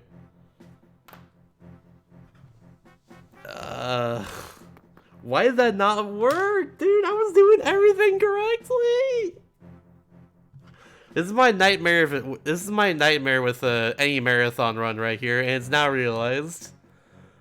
I like this happened as well too. My Metro Samus Returns run at HDQ 2018 or so, where I failed a trick for multiple minutes at a time. But I failed that for 20 minutes in a row, and I didn't know what I was doing wrong. Legitimately, it wasn't like a being nervous thing because I'm not like in front of like 100,000 people right now. I don't even know why that just didn't work. Like, I was doing everything that you should be doing there, and it just wasn't working properly. Like, I was, like, I had to, that step that worked at the end there was how it should happen every single time, where you see like a good portion of the left side of the switch there, and I don't know why it wasn't working. Like, I did that happened like so many times in a row, it just wasn't working. So I really just don't know why that happened, honestly, at the end of the day. But yeah, I'm sorry everyone. If Jax was, yeah, Jax was raised, so I'm glad he is in this case. We're just gonna, we're gonna mercy kill this run at the end of the day. Sorry about that. I'll try to make up for it at some points. But yeah, I don't know what happened. I really don't know what happened. It's frustrating. But yeah, that trick sucks. It's like, it saves so much time not to do, in general. So like, you have to go for it. It saves a few minutes, like, and it just saves a few minutes. But yeah, it's dumb. Failing like that over and over is just really dumb, and there's nothing you can do about it sometimes. But yeah, if we're ready to switch over, just go ahead and cut me off whenever.